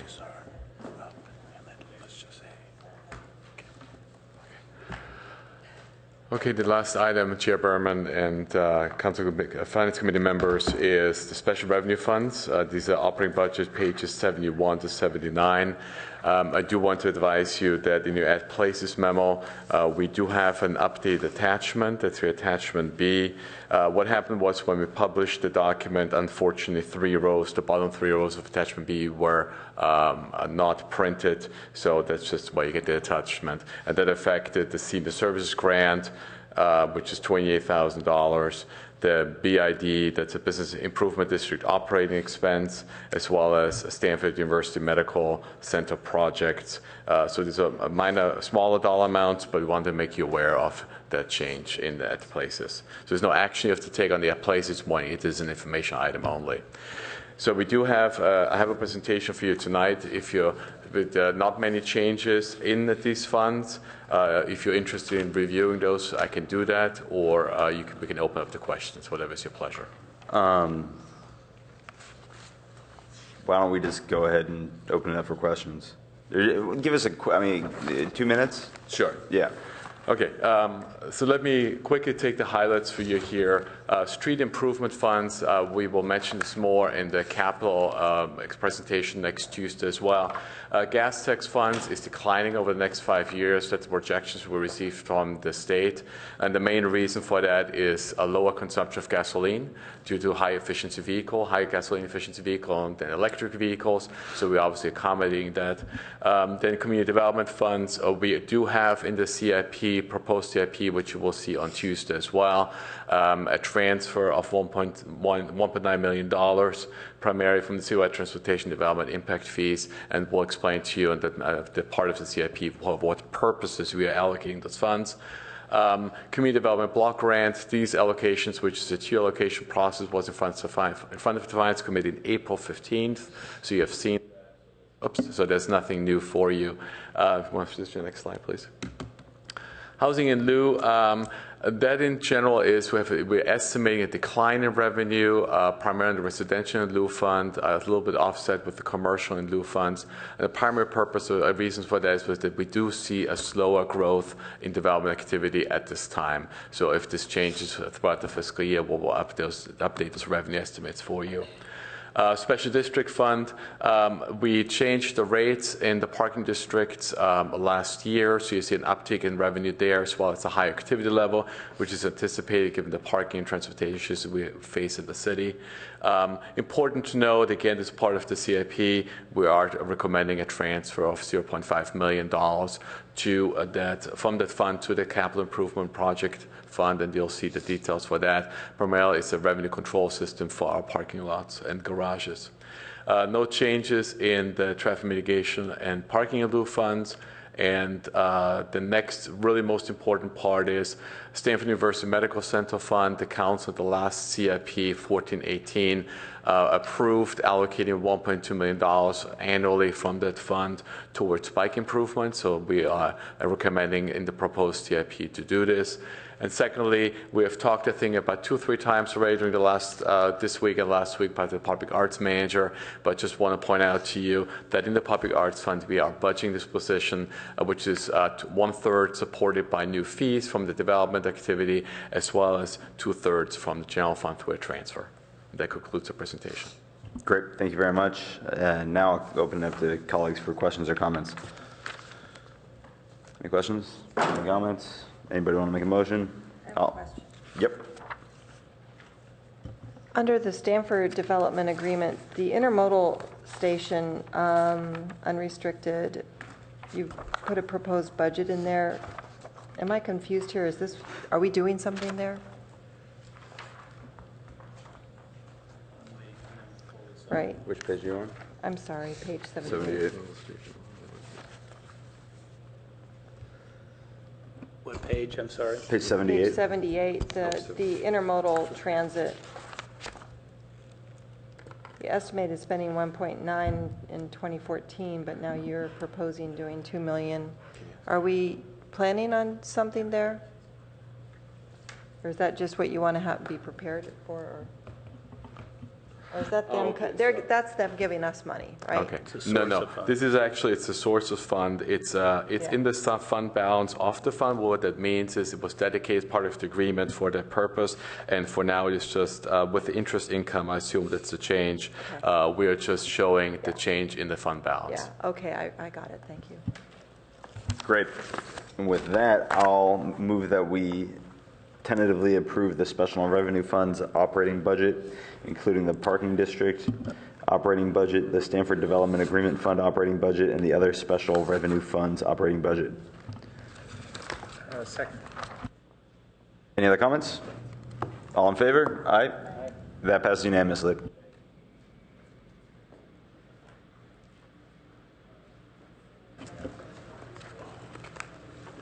Can we just make sure that the App Places memo gets circulated to all members of the Finance Committee who aren't present? That's correct. We did email them to everybody this afternoon, and it will also be in the packet. Great, thanks. Yeah. And the last thing I just want to quickly do is looking at next Tuesday's meeting. It's at 6 p.m. in the chamber. We will have a presentation from the city's actuary for the retiree health benefit valuation. We're going to look at General Fund Capital Fund.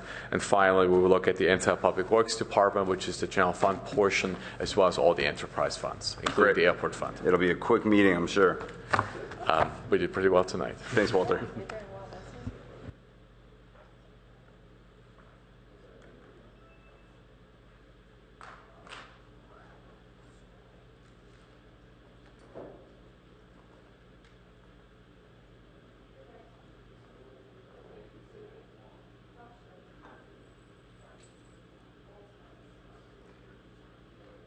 We're adjourned.